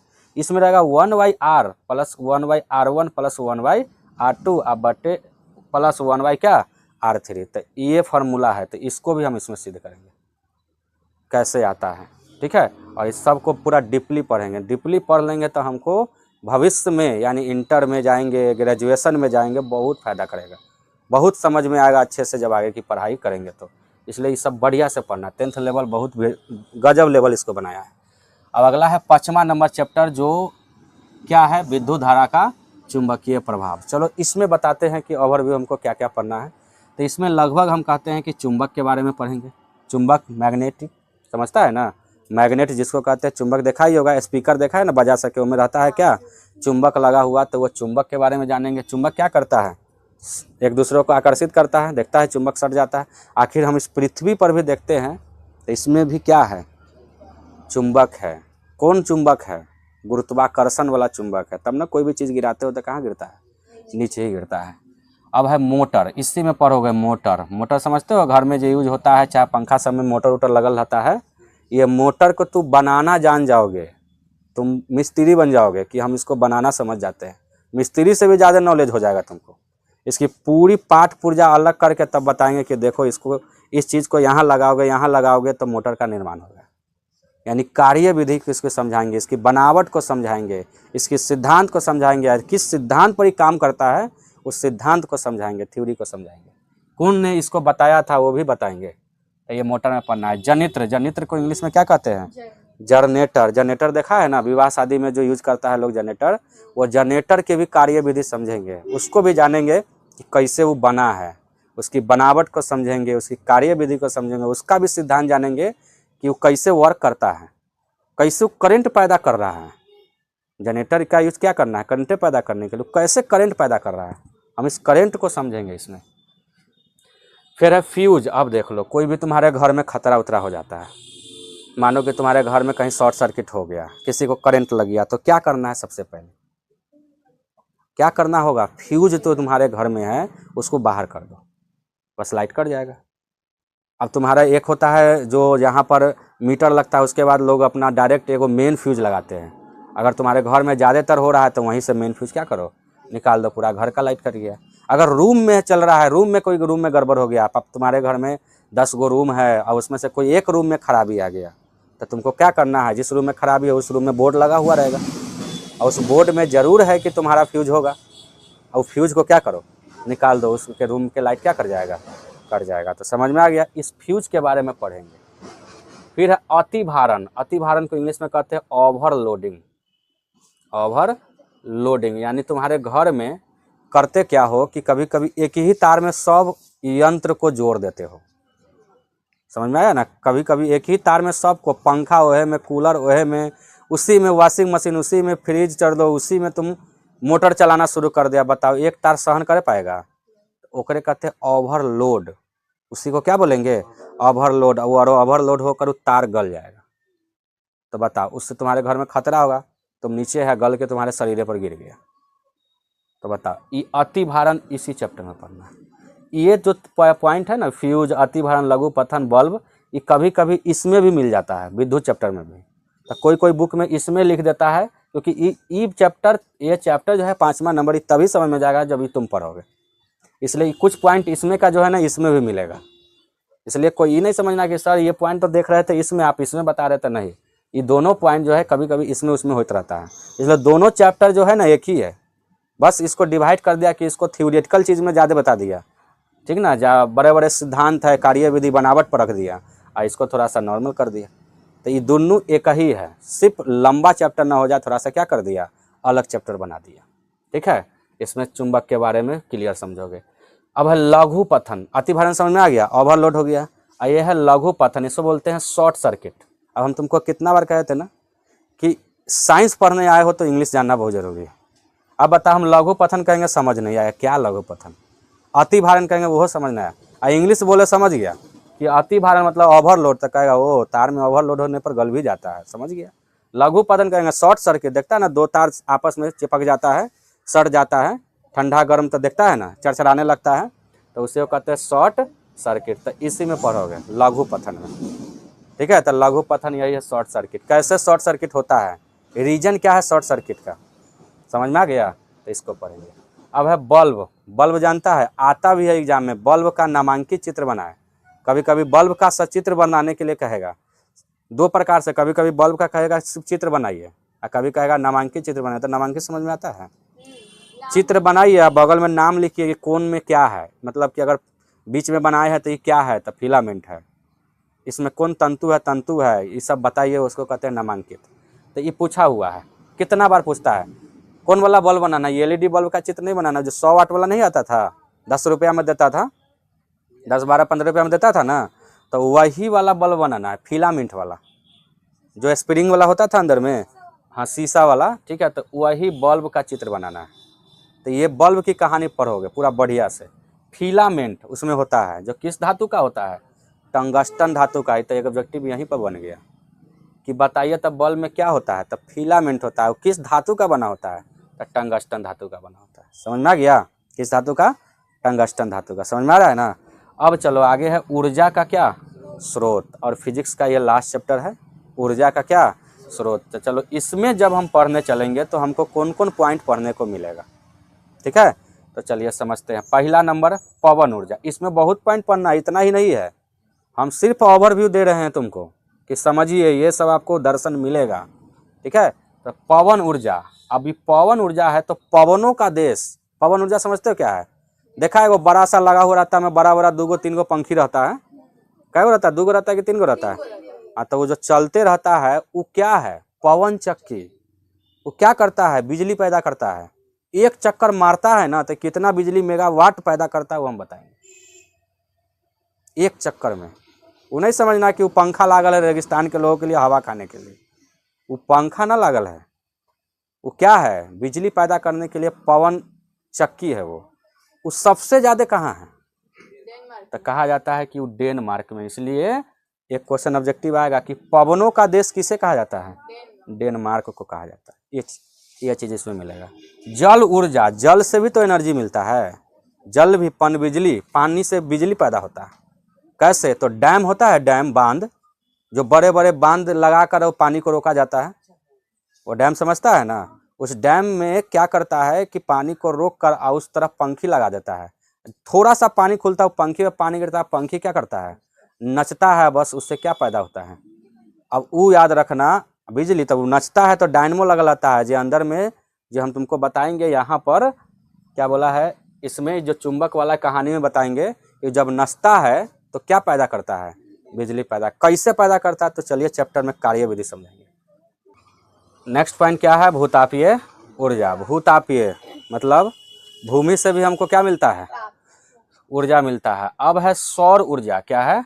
सौर ऊर्जा। सौर ऊर्जा तो जानबे करते हो, सोलर पैनल, सौर प्लेट ना लगा हुआ रहता है, तो वो सोलर, हाँ सोलर, तो उसी को सौर ऊर्जा कहते हैं। तो वो सौर ऊर्जा भी इसी में पढ़ना है। अब है ईंधन। क्या है? ईंधन समझते हो? हाँ, कोयला, पेट्रोलियम, वो सब जो देखा है, ये सब क्या है? ईंधन है। इसी में पढ़ोगे जीवाश्म ईंधन के भी बारे में। किसके बारे में पढ़ोगे? जीवाश्म ईंधन के बारे में पढ़ोगे। जीवाश्म ईंधन जो है ना, 1-2 बरस में नहीं बनता है, उसको लाखों करोड़ों वर्ष लग जाता है बनने में। अगर आज जीवाश्म ईंधन निकल रहा है तो इसका क्या रीज़न है कि आज से कितना दिन पहले वो बना हुआ? लाखों करोड़ों वर्ष पहले वो पृथ्वी के नीचे दब गया होगा, तो आज जाके वो जीवाश्म ईंधन बना है। अगर आज दबेगा तो कितने लाखों करोड़ों वर्ष के बाद वह जीवाश्म ईंधन बनेगा। तो समझ में आया? चलो अब तुम लोगों के कुछ है टेस्ट योर सेल्फ। क्या है? Test yourself. थोड़ा समझना, टेस्ट योर सेल्फ मतलब इसका खुद बताना है तुमसे। अब हम टेस्ट लेते हैं क्योंकि फिजिक्स तुम्हारा इतना चैप्टर में ओवरव्यू टॉपिक बता दिए। अब ये तुमको पूछ रहे हैं बताना हमको कि कौन टॉपिक में तुम सब पढ़ रहा था कि क्या कर रहा था। अब तुमको समझ में आएगा कि हम कौन सा टॉपिक को किस चैप्टर में पढ़ेंगे, इसको समझते हैं। तो अगर हम कहें कि बताओ दर्पण जो है ये किस चैप्टर में पढ़ना है, तो पहला नंबर चैप्टर, जिसका नाम क्या है बताओ तो लिख देंगे यहाँ, प्रकाश का क्या? परावर्तन। प्रकाश का क्या? परावर्तन चैप्टर में हमको पढ़ना है, जो पहला नंबर चैप्टर था। आया समझ में? अब हम कहेंगे आँख। आँख समझता है ना? नेत्र के बारे में बताओ तो नेत्र के बारे में किस चैप्टर में पढ़ना था? हाँ, मानव नेत्र तथा रंग बिरंगा संसार। मानव नेत्र तथा क्या? रंग बिरंगा संसार। कै नंबर चैप्टर था बताओ तो? तीसरा नंबर चैप्टर था। कितना नंबर चैप्टर था? तीसरा। समझ में आ गया ना? ऐसे एनसीईआरटी से देखोगे तो दूसरा ही मिलेगा। ठीक है, तो हम जो अभी समझाए हैं उसके हिसाब से पूछ रहे हैं कि आँख, अगर हम उनको कहेंगे कि आज आँख के बारे में पढ़ाएंगे तो इतना जरूर ध्यान में रहेगा कि सर जी कौन चैप्टर पढ़ा रहे हैं। तो सर जी पढ़ा रहे हैं मानव नेत्र तथा रंग बिरंगा संसार। अगर हम कहेंगे दर्पण आज पढ़ा रहे हैं, चलो आज दर्पण पढ़ाएंगे, तो इसका चैप्टर में पढ़ा रहे हैं, तो हम अभी प्रकाश का परावर्तन पढ़ा रहे हैं। तो समझ में आया ना? अगर हम तुमको कहे कि बताइए इंद्रधनुष पढ़ाएंगे, तो इंद्रधनुष किस चैप्टर में पढ़ना है? ठीक है, मानव नेत्र तथा रंग बिरंगा संसार में पढ़ना है। ठीक है, अब हम कहेंगे लेंस बताओ तो कितना नंबर चैप्टर में पढ़ना है? दूसरा नंबर, जो एनसीईआरटी के हिसाब से पहला ही चैप्टर होगा। किस चैप्टर में पढ़ना है बताओ तो? प्रकाश का क्या? अपवर्तन। प्रकाश का अपवर्तन चैप्टर में पढ़ना है। इंद्रधनुष बताओ तो किस में? मानव नेत्र तथा रंग बिरंगा संसार, इसमें पढ़ना है। समझ में आ गया? अब कहेंगे कि ये बताइए, ये फार्मूला जो हमको ड्राइव करना है, फार्मूला जो प्रूव करना है, R बराबर R1 plus R2 plus R3, 21 chapter में पढ़ना है। तो याद रखना विद्युत धारा में पढ़ना है। किसमें? देख लो यहाँ पर था, विद्युत धारा में पढ़ना है। ये R मतलब क्या था कि हमको श्रेणी क्रम समूहन में जोड़ना था, उसी का ही क्या है? फार्मूला है। ये हमको पढ़ना है। कहना कितना ना, कौन चैप्टर में पढ़ना है बताओ तो? विद्युत धारा चैप्टर में पढ़ना है, यानी विद्युत चैप्टर में पढ़ना है। समझ में आ गया? अब है प्रतिबिंब बताओ तो? प्रतिबिंब मतलब इंग्लिश में क्या कहते हैं? इमेज। इसको इंग्लिश में क्या बोलते हैं? इमेज। चलो सही बताया। प्रतिबिंब किस चैप्टर में पढ़ना है? प्रकाश का परावर्तन में पढ़ना है। प्रकाश का किस में? परावर्तन। बताओ, समझ में आ रहा है? अब पूछेंगे बताओ तो ईंधन हमको किस चैप्टर में पढ़ना है?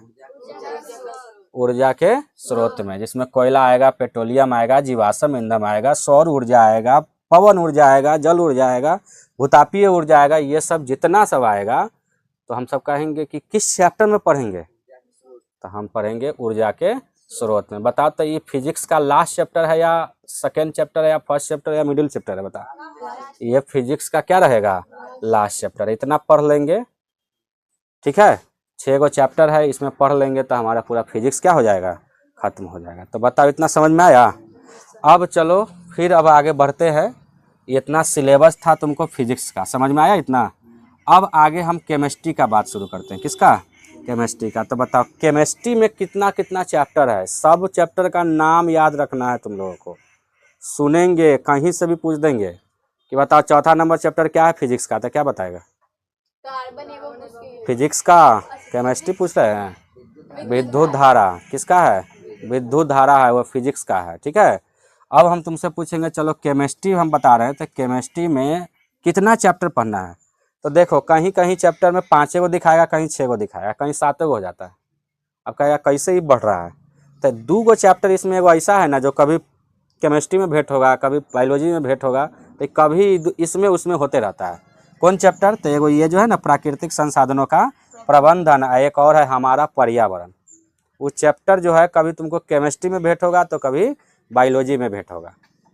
तो क्या है, हमको तो तीनों पढ़ के नहीं एग्जाम देना है, कोई एगो थोड़ी पढ़ना है, इसलिए कहीं पढ़ेंगे, पढ़ना तो है ही। तो चलो इसमें देखते हैं, अभी देख रहे हैं बुक में तो इसमें दिया हुआ है केमिस्ट्री में, तो चलो इसको इसी में पढ़ा देंगे, ठीक है।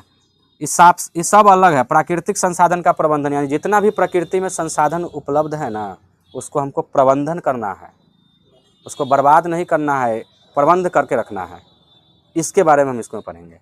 तो चलो पहला चैप्टर का नाम केमिस्ट्री का क्या है, रासायनिक अभिक्रिया एवं समीकरण। रासायनिक अभिक्रियाएं एवं क्या, समीकरण, केमिकल रिएक्शन एंड क्या, इक्वेशन। ये हमको चैप्टर पढ़ना है।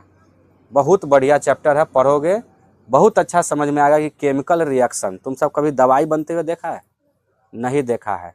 एक चीज़ का रिएक्शन नहीं होता है, वो कितना में पदार्थ मिलकर एक दवाई का निर्माण होता है, वो कैसे रिएक्शन करता है, कैसे केमिकल रिएक्शन और इक्वेशन होता है। जैसे अब तुम ही हमसे पूछेंगे कि बताओ जल ऐसी बना है, जल हाइड्रोजन और ऑक्सीजन ये दोनों के मिलाने के बाद ही जल का क्या होता है, निर्माण होता है, समझ में आया। तो हाइड्रोजन और ऑक्सीजन को मिलाए तो किसका निर्माण हुआ, जल का। तो मतलब जल एक चीज़ से बना हुआ है, वही है अभिक्रिया, उसको मिलाना। अब मिलने के बाद हम कहेंगे को समीकरण तैयार करो, तो कैसे होगा, हाइड्रोजन प्लस ऑक्सीजन मिलके तैयार हो गया H2O। तो बताओ यहाँ H 2 गो है तो इधर 2 से गुना कर देंगे, तो समझ में आ गया। तो ये जो तैयार की है इसी को हम कहते हैं रासायनिक समीकरण, ठीक है। अब एक इक्वेशन में तैयार कर दिए। अब समीकरण क्या होता है, जो सूत्रों के रूप में लिखा जाता है। जैसे ये क्या है, हाइड्रोजन है ना, तो इसको हम हाइड्रोजन ऐसे लिखेंगे, इसको हम सूत्र के रूप में लिख दिए H, इसको लिखेंगे ऑक्सीजन। तब बताओ इसको हम सूत्र के रूप में लिख दिए, तो यही जो होता है इसे वो कहते हैं रासायनिक समीकरण। आगे समझ में। अब हमको सेकेंड चैप्टर मिलेगा, बहुत इंपॉर्टेंट चैप्टर और नॉलेज से भरीपूर्ण है एकदम, जिसका नाम है अम्ल क्षारक एवं लवण। कहीं कहीं मिलता है अम्ल भस्म एवं लवण, क्षारक को भस्म भी कहते हैं। तो ये ना कन्फ्यूज होना कि भस्म पूछ दिया हम तो क्षारक पढ़े हुए, सेम ही चीज़ है। अम्ल भस्म तथा क्या, लवण। इंग्लिश में क्या कहेंगे, तो अम्ल को एसिड कहते हैं, और भस्म या क्षारक को क्या कहेंगे, बेसेस कहते हैं, और लवण को साल्ट, नमक होता है ना वही लवण होता है।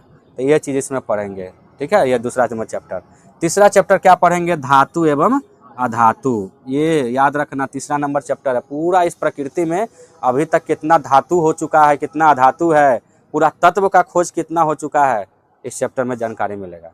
क्या है, मेटल एंड नॉन मेटल। फिर अगला चैप्टर का नाम, जिसका नाम क्या है बताओ तो, कार्बन एवं उसके क्या, यौगिक। Carbon and its compound, English में क्या कहते हैं, कार्बन एंड इट्स कंपाउंड। ये चौथा नंबर चैप्टर है।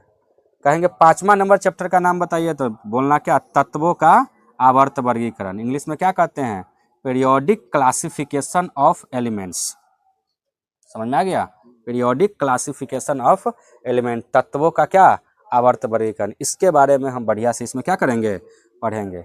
फिर है छठा, ये तो बोले थे ना कि कभी तुमको बायोलॉजी में मिलेगा तो कभी तुमको इसमें मिलेगा। तो नॉर्मली याद रखना ये 5 चैप्टर इस केमिस्ट्री का है। ये चैप्टर कभी उसमें होता रहता है, कहीं रहे पढ़ना तो है। क्या है बताओ तो चैप्टर का नाम? प्राकृतिक संसाधनों का प्रबंधन, यानी कि मैनेजमेंट ऑफ नेचुरल रिसोर्सेस, यानी कि प्रबंधन को हम मैनेजमेंट बोलते हैं। कि हम कहते हैं ना कि सब सामान को एक जगह रखना है, पूरा मैनेजमेंट बना कर रखना है, तो यह है मैनेजमेंट ऑफ नेचुरल रिसोर्सेस। इसी के बारे में हम क्या करेंगे, पूरा हम पढ़ेंगे। तो समझ में आ गया? तो प्राकृतिक संसाधनों का क्या प्रबंधन, ठीक है। इतना चैप्टर तुमको केमिस्ट्री में पढ़ना है, तो याद रहेगा? कितना चैप्टर पढ़ना है बताओ तो? 6 गो चैप्टर है, ठीक है। यह चैप्टर कभी कभी इधर उधर होते रहता है। तो बताइए 5 चैप्टर तो समझ में आ जाएगा। अब ये तुमको कौन कौन है, तो रासायनिक अभिक्रियाएं एवं समीकरण, अम्ल क्षारक एवं लवण, इसको भस्म बोलते हैं, धातु एवं अधातु, कार्बन एवं उसके यौगिक, तत्वों का आवर्त वर्गीकरण, प्राकृतिक संसाधनों का प्रबंधन। तो ये पूरा याद रहेगा चैप्टर। इतना पढ़ लेंगे, केमिस्ट्री का सिलेबस खत्म।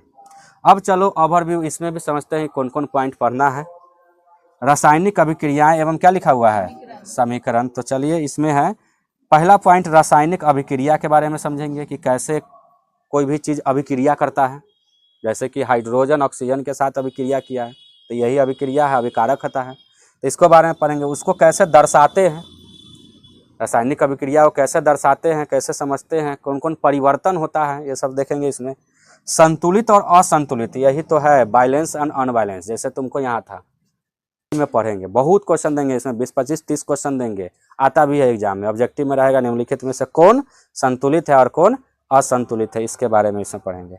फिर उसका क्या पढ़ेंगे?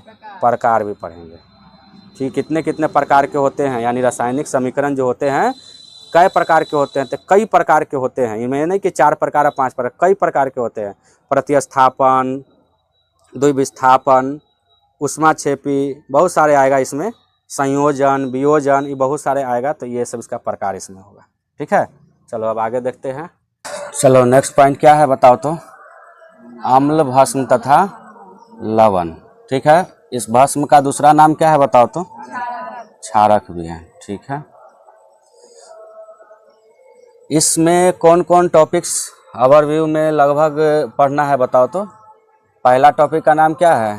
अम्ल, और दूसरा का नाम क्या है? भस्म। इसको क्या बोलते हैं? क्षारक भी बोलते हैं, ठीक है। इसके बाद क्या है? ये लवण, ठीक है। और ये क्या है? यौगिक। तो ये सब चीज़ पढ़ना है, समझ में आया? हम पूछेंगे कि बताओ तो दूसरा चैप्टर में मोटा मोटी कौन सा टॉपिक सब पढ़ना है बताओ तो? बताना, अम्ल, भस्म और क्या? लवण और यौगिक पढ़ेंगे। इसमें यही पढ़ेंगे किसमें कौन अम्ल पाया जाता है। ये एक टेबल हम तुम सबको बताएंगे कि किसमें कौन अम्ल पाया जाता है। जैसे कि हम पूछेंगे कि हमारे अमाशय में कौन अम्ल पाया जाता है बताओ तो?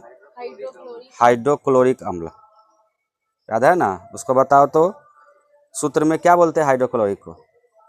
HCl, ठीक ना? क्या बोलेंगे? HCl। ऐसे करके बहुत सारे हैं। टमाटर में कौन सा अम्ल पाया जाता है, इमली में कौन सा अम्ल पाया जाता है, संतरा में कौन सा अम्ल पाया जाता है, ठीक है। ये सब जो है एक टेबल के रूप में हम पढ़ेंगे। फिर और भी टॉपिक है इसमें कि अम्ल जो होता है स्वाद में क्या होता है, तो खट्टा होता है। भस्म जो होता है स्वाद में कड़वा होता है, ठीक है। तो ये सब पढ़ेंगे इसमें। फिर इसमें हम ये भी पढ़ेंगे कि अम्ल का जो होता है हाइड्रोजनीकरण क्या है, ये सब भी हम इसके अंदर में पढ़ेंगे। अब चलो कुछ फार्मूला भी इसमें आएगा, जैसे कि H2O, ये किसका सूत्र होता है बताओ तो? और ग्लूकोज का सूत्र क्या होता है? तो C6H12O6, ये किसका सूत्र होता है? ग्लूकोज का होता है। फिर हम चीनी का सूत्र पढ़ेंगे, तो कितना होगा? C12H22O11, ये किसका सूत्र होता है? चीनी का सूत्र होता है। तो इसी सब चैप्टर में ये चैप्टर छोटा नहीं है, बहुत बड़ा है, ठीक ना। इसको याद रखना, pH वैल्यू इसी में पढ़ना है। जो pH का नाम सुनता है इसी में क्या करना है? पढ़ना है। तो pH वैल्यू भी इसी में है। अब चलो नेक्स्ट चैप्टर का नाम क्या है बताओ तो? धातु और अधातु। तो बताओ धातु अधातु में सबसे पहले यही जानेंगे कि तत्व कितना है। तो बताओ तो आज तक कितना तत्व का खोज हो चुका है? 118। वर्तमान में अभी जो है तत्व की संख्या कितना हो चुका है? 118 हो चुका है, यानी 118 तत्व की खोज हो चुका है। फिर है धातु अधातु में क्या पढ़ेंगे? यही इनकी 5 नंबर में आया था, रासायनिक गुणधर्म। ये पहला था क्वेश्चन कि भौतिक गुणधर्म के आधार पर बताइए कि धातु और अधातु में क्या अंतर है। तो ये 5 नंबर का टॉपिक है, याद रखना, ठीक है। आता भी है और इसको अलग अलग करके 2 नंबर में भी पढ़ लेंगे। इसके बाद हम इसमें ये भी पढ़ेंगे कि धातु क्या होते हैं? चमकीले होते हैं। धातु क्या होते हैं? तो ठोस होते हैं। फिर हम पढ़ेंगे इसी में सबसे भारी धातु कौन होता है, इसी में हम क्या करेंगे, पढ़ेंगे। तो ये चीज़ इस चैप्टर में तुमको पढ़ने को मिलेगा। तो समझ में आया ये। इसके बाद हम चलेंगे तीसरा चैप्टर के बाद कौन चैप्टर आएगा बताओ तो? चौथा चैप्टर। कौन चैप्टर आएगा? चौथा। क्या है? कार्बन तथा उसके यौगिक। ये चैप्टर है, कार्बन तथा क्या, उसके यौगिक। समझना इसको बढ़िया से। ये चैप्टर से जो है ना थोड़ा सा अगर इसका नॉलेज अगर बढ़िया से रख लेगा तो इंटर में बहुत अच्छा टॉपिक तुमको काम देगा। ये पढ़ लेगा, इंटर में बहुत ज़्यादा क्वेश्चन समझ में आएगा इस चैप्टर से। तो चलो सबसे पहले जानेंगे कार्बन के बारे में। कार्बन क्या होता है? कार्बन समझते हो? कार्बन समझते हो कि नहीं? जैसे कि तुम सब बताओ, कार्बन में करंट आएगा कि नहीं? नहीं आता है करंट, ठीक है। जैसे कोई तार पर कार्बन लग जाता है तो क्या उससे लाइट आता है घर में? नहीं। फिर वो कार्बन को छोड़ाते हो तब ना आता है। तो वही इस कार्बन में भी पढ़ोगे, कार्बन के बारे में जानेंगे। कार्बन और यौगिक ये सब के बारे में भी हम क्या जान करेंगे, इसमें जानेंगे। तत्व की जानकारी यहाँ पर मिलेगा, इसी से रिलेटेड ये चैप्टर है, ठीक है। हीरा और ग्रेफाइट के बारे में हम इसी में क्या करेंगे, पढ़ेंगे। फिर हाइड्रोकार्बन यानी हाइड्रोजन और कार्बन से मिलकर जो बनता है वो क्या कहलाता है? हाइड्रोकार्बन कहलाता है। तो हाइड्रोकार्बन के बारे में पढ़ेंगे। एल्केन, एल्काइन, एल्कीन, इस सब के बारे में इसी में क्या करेंगे, पढ़ेंगे। ये सब का सूत्र जानना है क्या होता है, ये सब के संरचना सूत्र जानेंगे क्या होगा, ठीक है। तो ये सब बहुत भयानक टॉपिक है, इसको समझने के लिए पीछे वाला चैप्टर बहुत बढ़िया होना चाहिए। ये चैप्टर जो तुम्हारा है धातु अधातु, इस चैप्टर पर थोड़ा ज़्यादा फोकस करोगे तब इसी से रिलेटेड ये चैप्टर है। और ये जब पढ़ लोगे तो केमिस्ट्री में बहुत सारे जानकारी हो जाएगा। अब केमिस्ट्री में अगर जानकारी होगा तो फिर तुम्हारा आएगा आवर्त वर्गीकरण के बारे में, कि तत्वों का क्या, आवर्त वर्गीकरण। एनसीईआरटी बुक है, लाओ तो एनसीईआरटी बुक हम बताते हैं, देखना उसमें आवर्त वर्गीकरण कौन सा है। लाए हो? लाओ। इसमें देखना एक पीरियोडिक टेबल होता है। ये पीरियोडिक टेबल के बारे में तुमको लगभग जो है समझना है इसमें, और याद भी कर लेना है।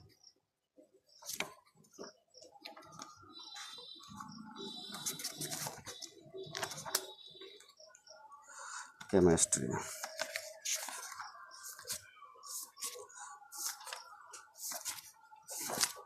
देखो, यही है पीरियोडिक टेबल।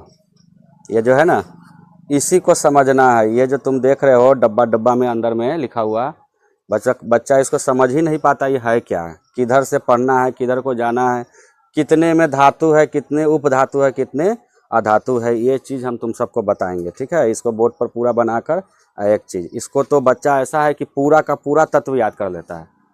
आई में ये भी बता देता है परमाणु संख्या और परमाणु द्रव्यमान तक के याद कर लेता है, ठीक है। तो इस सब का फार्मूला के तौर पर आता है।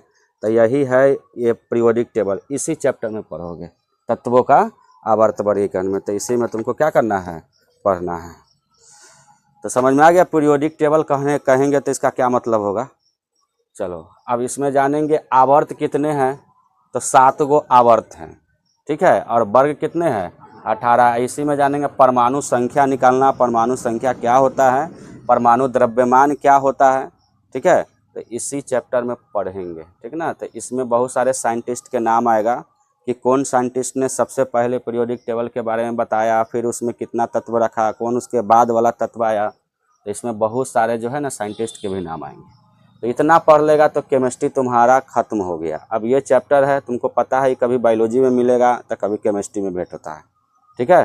तो ये चैप्टर तो आसान है, नॉर्मल है, इसमें कोई फार्मूला मैथड के रूप में नहीं रहता है, सिर्फ थ्योरेटिकल चैप्टर है, समझने के चैप्टर है। क्या है बताओ तो चैप्टर का नाम? प्राकृतिक संसाधन एवं क्या, प्रबंधन। प्राकृतिक संसाधन एवं प्रबंधन। इसमें किस किस के बारे में पढ़ेंगे? तो सबसे पहले जानेंगे वन के बारे में, जंगल के बारे में। इसमें नारा एक है, वन है तो हम है, यानी वन है तो क्या है, हम है। इसके बारे में ही हम पढ़ेंगे। फिर मृदा के बारे में, मृदा मतलब क्या होता है, मिट्टी। मिट्टी के बारे में हम जानकारी लेंगे, मिट्टी के बारे में पढ़ेंगे।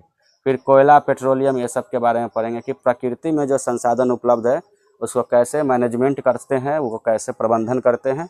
इसी चैप्टर में हम बढ़िया से इसको क्या करेंगे, पढ़ेंगे। आता भी है क्वेश्चन इससे, हर साल, ऐसा कोई साल नहीं है जिससे इसे क्वेश्चन नहीं आया, ठीक है। अब बहुत आसान चैप्टर है। तो समझ में आया इतना? इतना तुम्हारा 6 चैप्टर तुमको जो है कहाँ पढ़ना है, केमिस्ट्री में पढ़ना है। तो ये समझ में आ गया। और ओवरव्यू मोटा मोटी हम तुमको बता दिए कि ये सब टॉपिक इसमें मिलेगा। क्या इतने टॉपिक है हमको बताओ तो? इतने ही टॉपिक है? नहीं, इससे ज़्यादा है टॉपिक। समझ में आया? इस सिर्फ एक तुमको जानकारी दे रहे हैं कि ऐसा ऐसा टॉपिक तुमको मिलेगा। ठीक है, चलो अब कुछ टेस्ट हम तुमसे लेते हैं। टेस्ट योर सेल्फ मतलब अभी तुम जो पढ़ा है हमको कुछ क्वेश्चन बताओ कि कौन बात किस चैप्टर में पढ़ना है। अगर हम तुमसे कहें कि बताओ रासायनिक अभिक्रिया, ये टॉपिक जो है किस चैप्टर में पढ़ना है? रासायनिक अभिक्रिया एवं समीकरण। हाँ, पहला नंबर चैप्टर है जिसका नाम है रासायनिक अभिक्रियाएं एवं समीकरण। तो चैप्टर नंबर लिख देना कि फर्स्ट नंबर चैप्टर में हमको क्या करना है, पढ़ना है। ये हम तुमको अपना से क्वेश्चन पूछ रहे हैं कि तू क्या सुन रहा था उस टाइम से, कि हाँ हम जो पढ़ाए हैं वो क्या तुमको समझ में आया। रासायनिक अभिक्रियाएं एवं समीकरण, तो चैप्टर नंबर फर्स्ट में पढ़ना है। ठीक है, और इसके बाद जो है चैप्टर का नाम बताओ। तो अगर पूछे तो चैप्टर का नाम बताओ क्या है? हाँ, रासायनिक अभिक्रियाएं एवं समीकरण। चलो सेकेंड चैप्टर, अगर हम सेकेंड जो बात हम बोल रहे हैं फार्मूला के बारे में, ज़्यादातर फार्मूला किस में मिलेगा? इसमें मिलेगा, क्योंकि इसमें खूब फार्मूला आएगा। देख लो हम यहाँ लिख भी दिए थे कि इसमें फार्मूला जो होगा खूब भेंट होगा, खूब मिलेगा। तो इसमें फार्मूला के बारे में भी हम क्या करेंगे, पढ़ेंगे। तो फार्मूला किस चैप्टर में भेंट होगा सबसे ज़्यादा? अम्ल भस्म। ऐसे नहीं है कि कोई और चैप्टर में नहीं है, और चैप्टर में भी फार्मूला मिलेगा, लेकिन सबसे ज़्यादा अगर भेंट होगा तो किस चैप्टर में मिलेगा? वो तुमको अम्ल भस्म तथा लवण यानी सेकेंड नंबर चैप्टर में मिलेगा। अगर हम कहें धातु और अधातु और उपधातु, ये सब किस चैप्टर में पढ़ना है? तो कहना कि केमिस्ट्री के थर्ड नंबर चैप्टर है जिसका नाम है धातु अधातु। उसी धातु अधातु चैप्टर वो थर्ड नंबर है, उसी में हमको क्या करना है, पढ़ना। अगर पूछे कि बताओ हीरा और ग्रेफाइट पढ़ना है तो क्या फर्स्ट चैप्टर में पढ़ना है? हीरा एवं ग्रेफाइट के बारे में कहाँ पढ़ना है? तो हीरा और ग्रेफाइट के बारे में हमको कहाँ पढ़ना है? देख लो यहाँ लिखा हुआ, हीरा और ग्रेफाइट के बारे में हमको चौथा नंबर चैप्टर में पढ़ना है। तो बताओ चौथा नंबर चैप्टर का नाम क्या है? कार्बन तथा उसके यौगिक। हाँ, कार्बन तथा उसके यौगिक, इसी में हमको पढ़ना है। समझ में आ गया? अब है आवर्त सारणी। बताओ पीरियोडिक टेबल किस में पढ़ना है? पांचवा नंबर चैप्टर में, तत्वों का आवर्त वर्गीकरण। क्योंकि इसमें तत्वों को ही आवर्त किया गया है कि कहाँ कहाँ है, कौन कौन नंबर पर कौन चैप्टर है, तत्व को रखा हुआ है। तो ये सब हमको जानकारी करना है। जैसे शुरू से एक आध तत्व का नाम याद है? इसमें लगभग हम तुमको 30-40 लवज पर रखना होगा। अगर नहीं रखेगा तो फिर गड़बड़ है, समझ में नहीं आएगा केमिस्ट्री। ठीक है, हम तुमको स्टार्टिंग इसी से करवे करेंगे। भले ही चैप्टर में हमको रासायनिक अभिक्रिया एवं समीकरण ईजी है, हम पढ़ाएंगे, लेकिन याद रखना उसमें जो होगा हम तुमको लगभग 40-50 जो होगा उसमें हम तुमको बताएंगे कि कौन सा तत्व किस नंबर पर है, उसकी परमाणु संख्या कहाँ है। ठीक है, तो इसमें हमको समझना है। तो स्टार्टिंग हम उसी बेसिक से करेंगे। ठीक है, तो टेंशन नहीं लो, याद तुमको हो जाएगा, समझ में भी आ जाएगा। तो यही सब है। तो समझ में आया? अगर हम पूछे अपना से बताओ तो वर्ग के बारे में किसमें पढ़ना है? हाँ, वर्ग के बारे में उसमें पढ़ेंगे कि कौन वर्ग में कितना तत्व है। कितना है बताओ तो? 18 है। अगर हम पूछेंगे बताओ पीएच के बारे में किसमें पढ़ना है? अम्ल भस्म तथा लवण। बताओ तो संतुलित और असंतुलित करना किसमें में पढ़ना है हमको? रासायनिक अभिक्रियाएं एवं समीकरण। ठीक है, अब हम तुमसे पूछेंगे बताओ कि अम्ल स्वाद में खट्टे होते हैं, ये किस चैप्टर में पढ़ना है? सीधे याद रखना, अम्ल भस्म तथा लवण। तो समझ में आ गया ना? तो चलो ये हो गया। अब तुम सबको नेक्स्ट है टॉपिक, नेक्स्ट समझना है क्या? बायोलॉजी। अब बायोलॉजी में हम समझते हैं कि बायोलॉजी में क्या क्या चैप्टर है, कौन कौन चैप्टर है, कौन चैप्टर को हमको बढ़िया से पढ़ना है जिससे हमारा एग्जाम में अच्छा नंबर उठ सके। पहला चैप्टर का नाम बताओ क्या है? जैव प्रक्रम। पहला चैप्टर का नाम क्या है? जैव प्रक्रम। ध्यान रखना। बताओ तो जैव प्रक्रम को इंग्लिश में क्या बोलते हैं? Life process. इसमें पूरी तरह से हम जानेंगे। अपने लाइफ पर तुम इसको समझ सकते हो, अपना बॉडी पर ध्यान दो और इस चैप्टर को पूरा पढ़ लो। क्या तुम्हारे बॉडी में पोषण नहीं होता है? क्या तुम नहीं खाना खाते हो? क्या तुम सांस नहीं लेते हो? परिवहन मतलब एक जगह से दूसरी जगह नहीं जाते हो? और शरीर से जो भी अवशिष्ट पदार्थ है वो शरीर से बाहर नहीं निकलता है? तो बताइए, फुल बॉडी अपने पर समझेगा, सब समझ में आ जाएगा। अपने के बाद फिर पेड़ पौधा पर ध्यान देना है, जीव जंतु पर थोड़ा ध्यान देना है। बस इस चैप्टर पूरा का पूरा क्या हो जाएगा? समझ जाएगा। तो समझ में आया? बताओ तो बायोलॉजी के पहला चैप्टर कौन है? जैव प्रक्रम, इंग्लिश में क्या बोलते हैं? लाइफ प्रोसेस, पहला चैप्टर। अब ये जैव प्रक्रम है, एनसीईआरटी में तो बोला है जैव प्रक्रम, उसी चैप्टर के अंदर में पॉइंट बाय पॉइंट बांट कर क्या किया है? पढ़ने को बोला है। लेकिन हम तुमको अलग अलग चैप्टर में क्या करेंगे? डिवाइड करके क्या करेंगे? इसको पढ़ाएंगे। तो बताओ तो पहला चैप्टर का नाम क्या है? पोषण। दूसरा चैप्टर का नाम क्या है? श्वसन, यानी पहले खाना खा लेंगे, इसके बाद क्या लेना है? इसमें सांस लेना है। सांस लेने के बाद हमारे शरीर में क्या होगा? परिवहन। खाना खाते हैं तो ऊपर से नीचे सड़क के जाता है अमाशय में, अमाशय के बाद फिर आगे बढ़ता है। तो ये किसका काम है? परिवहन के ही काम है। फिर क्या करेंगे? जब खाना पच जाता है तो अवशिष्ट पदार्थ बन जाता है, वो शरीर से क्या होगा? बाहर होगा। तो बताओ, उत्सर्जन भी समझ में आ गया। तो यही 4 चैप्टर हमको क्या करना है? जैव प्रक्रम में पढ़ना है। क्या समझ में आया हमारा बात? अब है नियंत्रण एवं समन्वय। अब नेक्स्ट चैप्टर चलोगे पढ़ने के लिए तो कौन चैप्टर मिलेगा? नियंत्रण एवं समन्वय। बताओ तो इसको इंग्लिश में क्या बोलते हैं? कंट्रोल एंड कोऑर्डिनेशन, ठीक ना? Control and coordination. तो चलो इसमें क्या पढ़ना है? इसी में मस्तिष्क के बारे में पढ़ेंगे। शरीर में ऐच्छिक क्रिया और अनैच्छिक क्रिया भी होती है। हमको कुछ बताओ तो ऐच्छिक क्रिया शरीर में हमको क्या होती है? ऐच्छिक का मतलब होता है जो हमारे मस्तिष्क के ऊपर कंट्रोल है कि हम उसको कंट्रोल कर सकते हैं, वो ऐच्छिक जो हम अपने से करेंगे। अनैच्छिक मतलब हम कितनों कंट्रोल करते फिर भी हो जाता है। तो ऐच्छिक का मतलब क्या होता है? जैसे कि चलना, टहलना। तो मन है तो टहलेंगे, ना मन है तो बैठे हुए रहेंगे। अनैच्छिक मतलब होता है ये पलके को झपकना। ये तुमको कितनों कंट्रोल करो ये नहीं कंट्रोल होगा, ये तुमको झपक ही जाएगा। छींक आना, कितनों कंट्रोल करते कि हम नहीं नहीं नहीं भाई फिर छींक कर ही देते हो। तो ये छींक आना। इसके बाद है पलकों का झपकना। ये सब क्या है? अनैच्छिक की ऐच्छिक? ये अनैच्छिक क्रिया है जो ऑटोमेटिक हो जाती है। हम कितनों कंट्रोल करेंगे, मस्तिष्क उसको कितनों कंट्रोल करता है लेकिन कंट्रोल नहीं होता है। तो यही है चैप्टर नियंत्रण एवं समन्वय, यानी कंट्रोल एंड कोऑर्डिनेशन, ठीक है।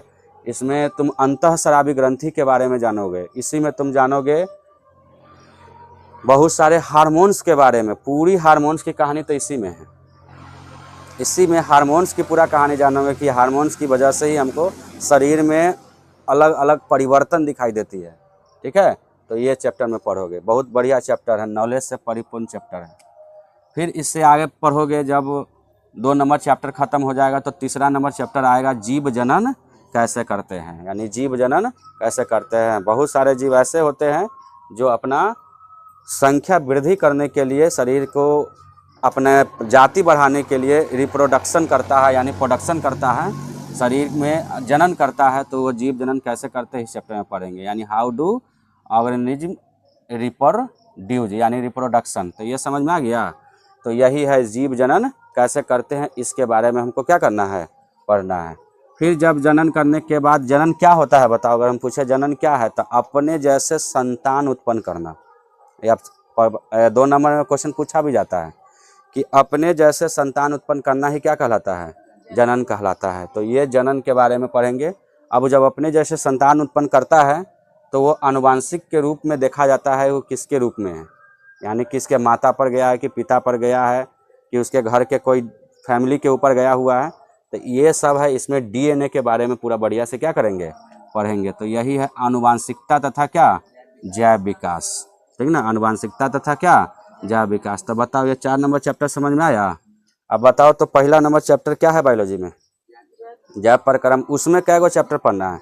और चारों को हम अलग अलग पढ़ाएंगे। दूसरा चैप्टर का नाम क्या है बताओ तो? नियंत्रण एवं समन्वय। तीसरा चैप्टर का नाम क्या है? जीव जनन कैसे करते हैं। और चौथा चैप्टर का नाम क्या है? आनुवांशिकता तथा जैव विकास। अब है 5वां नंबर चैप्टर, जिसका नाम कथी है? हमारा पर्यावरण। अब ये चैप्टर हम पढ़ लेंगे तो हमारा क्या हो जाएगा? बढ़िया से खत्म हो जाएगा, ठीक है। हमारा पर्यावरण तो नॉर्मली चैप्टर है, आवर इन्वायरमेंट। इसमें क्या करना, ये भी जानकारी, ये भी थ्योरेटिकल चीज़ है। एगो यहाँ चैप्टर मिला था ना, प्राकृतिक संसाधन एवं प्रबंधन। एक यहाँ क्या है? हमारा पर्यावरण। यही 2 चैप्टर ऐसा है जो कभी दोनों इसी में मिल जाएगा, कभी दोनों इसमें मिल जाता है, ठीक है। कभी एक इसमें, कभी एक इसमें। तो ये आगे पीछे होता रहता है, तो इससे कोई मतलब नहीं है हमको पढ़ना। इसमें भी कोई फार्मूला, कोई अथी नहीं है, सिर्फ थ्योरेटिकल चीज़ है, समझ विकसित करने वाला चैप्टर है। और तुम सब बचपन में भी पढ़ते आया होगा, छठा सातवां आठवां में पर्यावरण के बारे में। किताबे का नाम था पर्यावरण और हम, याद है ना। तो इस पर्यावरण के बारे में पढ़ेंगे कि पर्यावरण में क्या है। तो क्या इतना समझ में आ गया? बैठ जाओ अंदर। अब है हमारा पर्यावरण, तो ये क्लियर हो गया। अब बताओ हमको जीव विज्ञान में कौन कौन टॉपिक में, कौन कौन चैप्टर में कौन कौन टॉपिक पढ़ना है, मोटा मोटी बता देते हैं। जैसे जैव प्रक्रम पोषण है, क्या है? पोषण। इसमें सबसे पहले तो जानेंगे कि पोषण क्या होता है, पोषण की परिभाषा याद है कुछ? बताओ तो पोषण क्या है, बताओ। हाँ, पोषक तत्व को ग्रहण करना और उसका उपयोग करना ही क्या कहलाता है?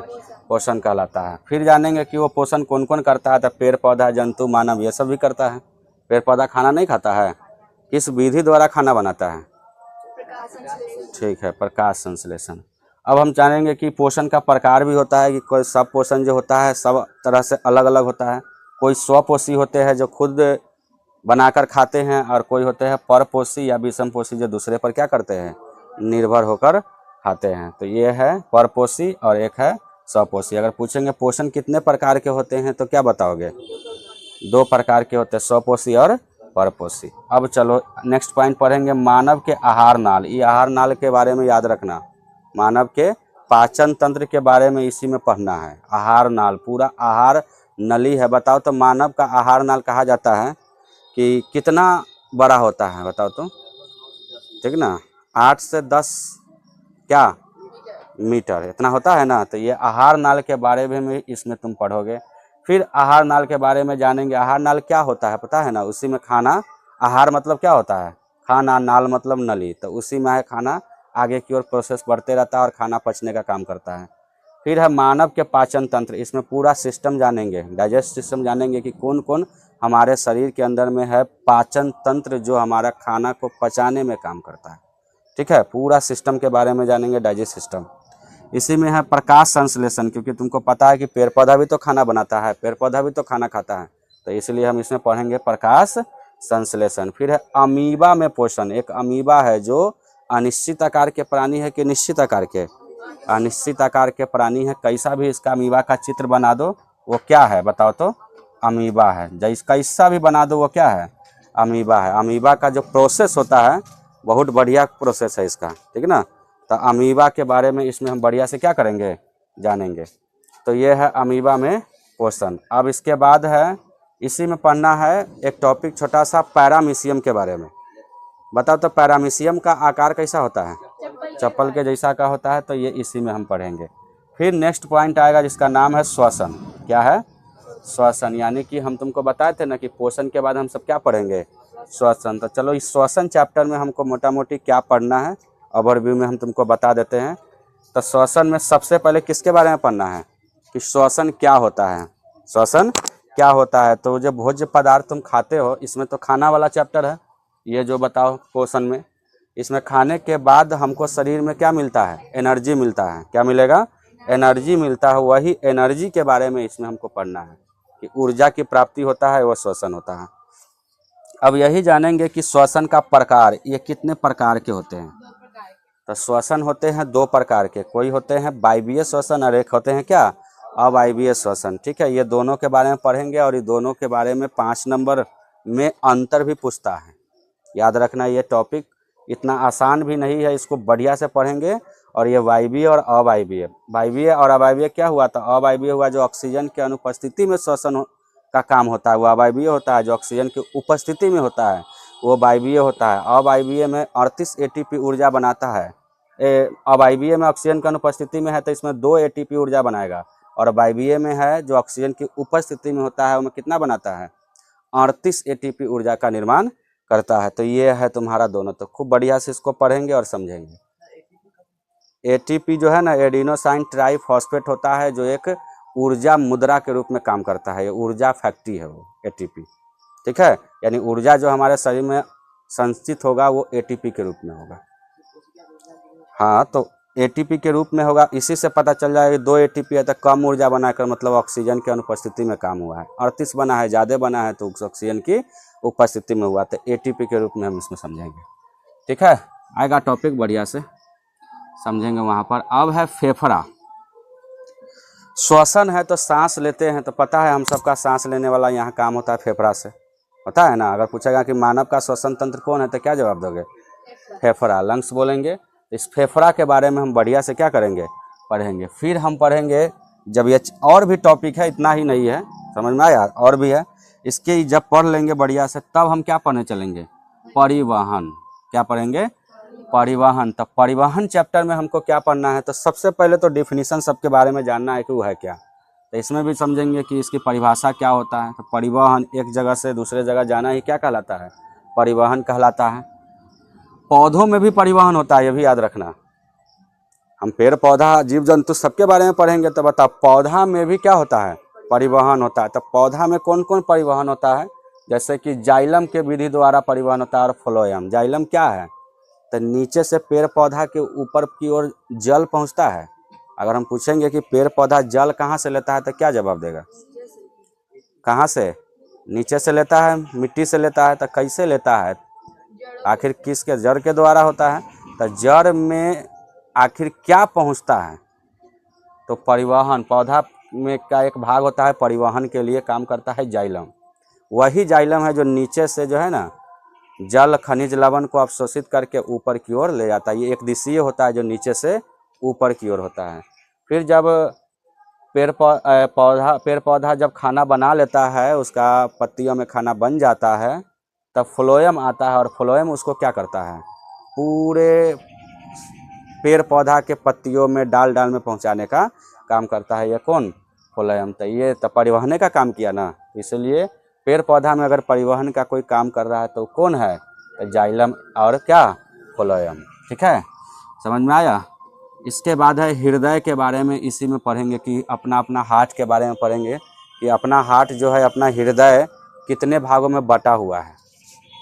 ठीक है, इसी में पढ़ेंगे हृदय के बारे में। फिर इसी में पढ़ना है रक्त के बारे में, ब्लड के बारे में। रक्त का पीएच वैल्यू, रक्त क्या है, रक्त क्या हो। एक क्वेश्चन तो बड़ा फेमस क्वेश्चन है कि क्वेश्चन आता है कि रक्त कौन सा उत्तक है? तो तरल संयोजी उत्तक। रक्त क्या है? तरल संयोजी उत्तक। तो ये बड़ा फेमस क्वेश्चन है, पूछा भी जाता है। रक्त जो लाल होता है हम लोगों को, वो किसके रीजन की वजह से, किसके कारण के वजह से लाल होता है? तो हीमोग्लोबिन के वजह से वो रक्त क्या होता है? लाल होता है। तो इसके बारे में हम सब क्या करेंगे? बढ़िया से पढ़ेंगे। और भी टॉपिक है, मोटा मोटी बता दिए कि ये सब हमको मिलेगा पढ़ने के लिए। फिर इसके बाद बताइए, खाना खा ही लिए, सांस ले लिए, परिवहन करके खाना को पचा ही दिए। ठीक है, परिवहन होता है तब ना एक डाइजेशन सिस्टम से दूसरे डाइजेशन सिस्टम में पहुंचता है। होते होते होते होते खाना पच जाने के बाद शरीर से अपशिष्ट पदार्थ क्या निकलेगा?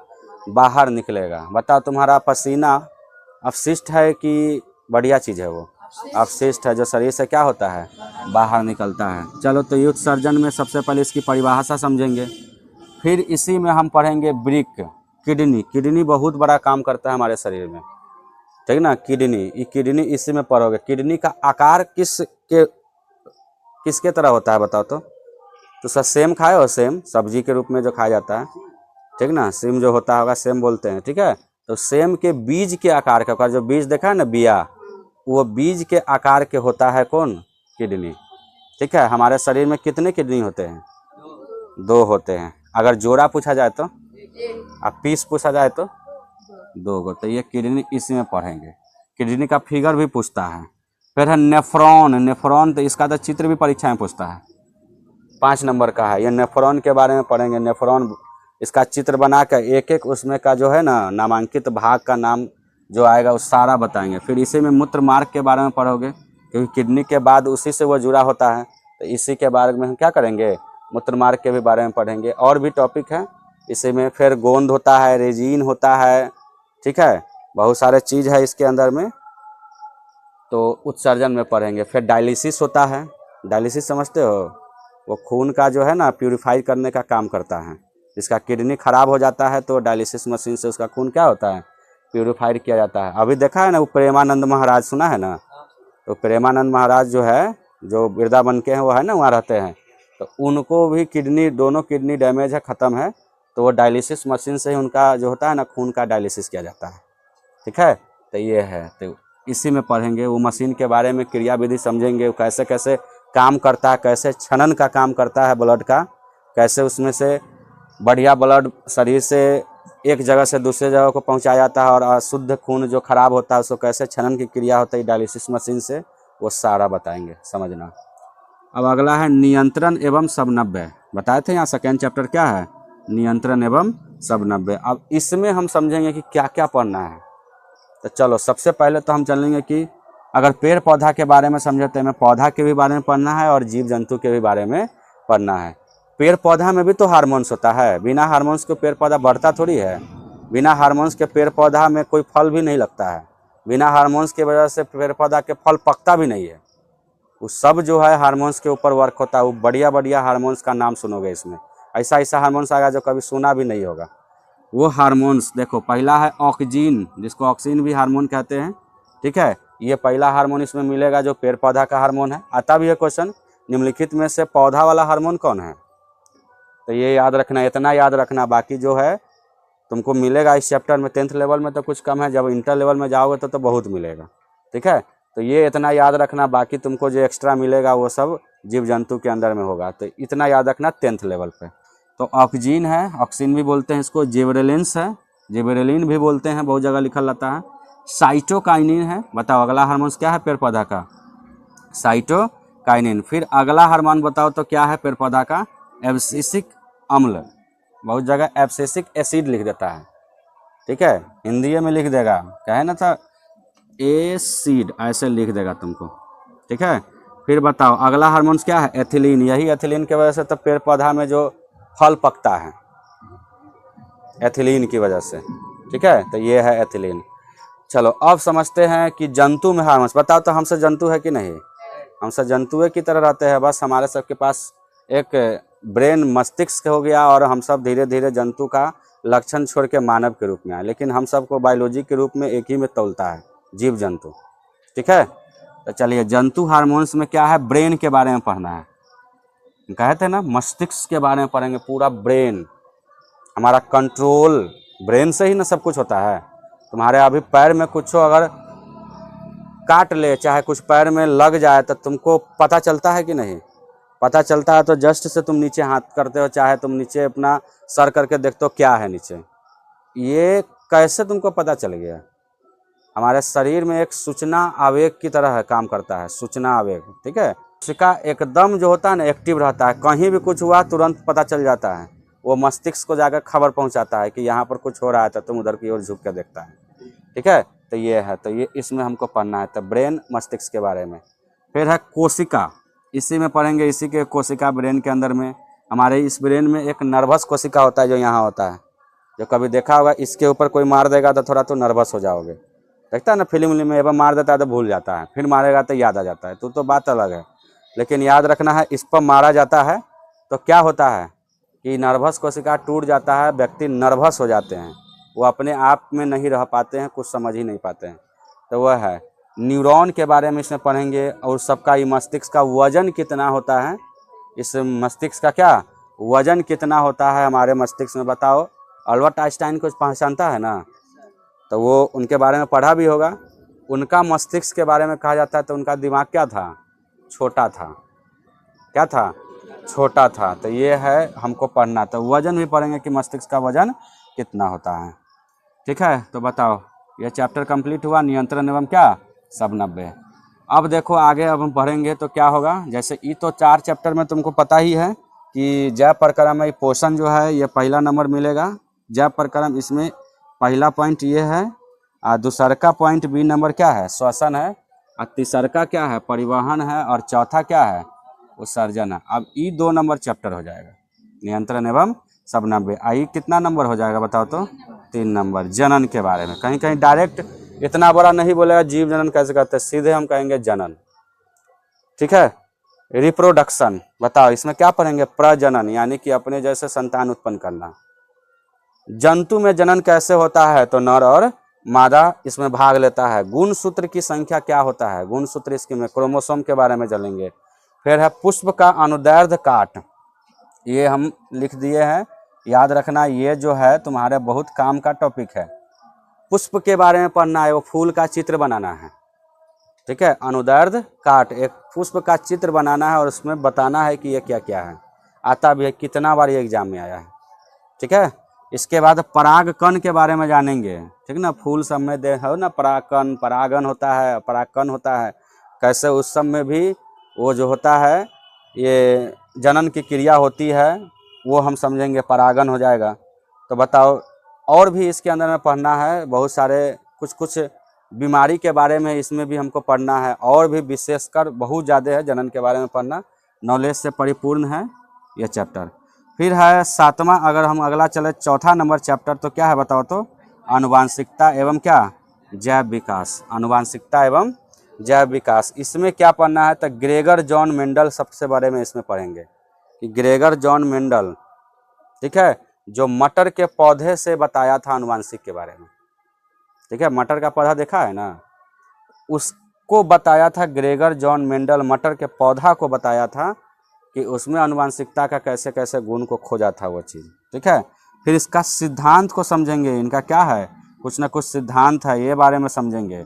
ये सब समझ लेंगे तो जब ये चैप्टर में जनन की क्रिया होगी, तो जब बच्चा का जब जन्म होता है, तो जब संतान का जन्म होता है, तो लड़का या क्या लड़की होता है, तो कैसे उसके एक दूसरे पर शक्ल से मैच होता है, दिखेगा उसमें कि आनुवांशिक रूप से उसी के समान होता है, और वो पीढ़ी दर पीढ़ी चलते रहता है। जैसे तुम्हारा सबका ही शक्ल होगा, तो या तो मम्मी या पापा के शक्ल से मिलता जुलता होगा, तो ये सब किसका है, आनुवांशिक का गुण है। ठीक है, तो इसी में देखेंगे ये चीज़। और भी है इसमें पढ़ना, बहुत सारे साइंटिस्ट के, मतलब साइंटिस्ट का थ्योरी बहुत ज़्यादा है। पूरा डीएनए समझते हो, डीऑक्सीराइबोज न्यूक्लिक एसिड, ये डीएनए भी इसी में पढ़ना है। बहुत बढ़िया से हम डीएनए के बारे में जानकारी लेंगे। अब है अगला हमारा पर्यावरण। ठीक है, तो ये तो बतेबे किया था, ये बहुत आसान चैप्टर है। आहार श्रृंखला समझते हो, हम कहे आहार श्रृंखला क्या है तो बता देगा। आहार श्रृंखला क्या है, जैसे कि आहार का मतलब क्या होता है, एक खाने के लिए श्रृंखला बना होता है। जैसे कि अगर हम एक नीचे घास सब होता है, छोटा मोटा जो घास होता है, उसको कौन खाता है, कीट पतंग खाता है, टिड्डा है वो सब खाता है। अब वो टिड्डा को कौन खाता है, मेढक खाता है, यही आहार श्रृंखला बन रहा है। अब वो मेढक को फिर कौन खाता है, सांप खाता है। ठीक है, अब वो सांप को फिर कौन खाता है, चील खाता है। कौन खाता है, चील खाता है। तो ये आहार श्रृंखला समझ रहे हो। अगर इसमें से किसी का भी एक लड़ी टूट जाए, चाहे एक प्राणी उसमें से नष्ट हो जाए, तो क्या होगा, तो यही होगा, उसकी संख्या बढ़ जाएगा।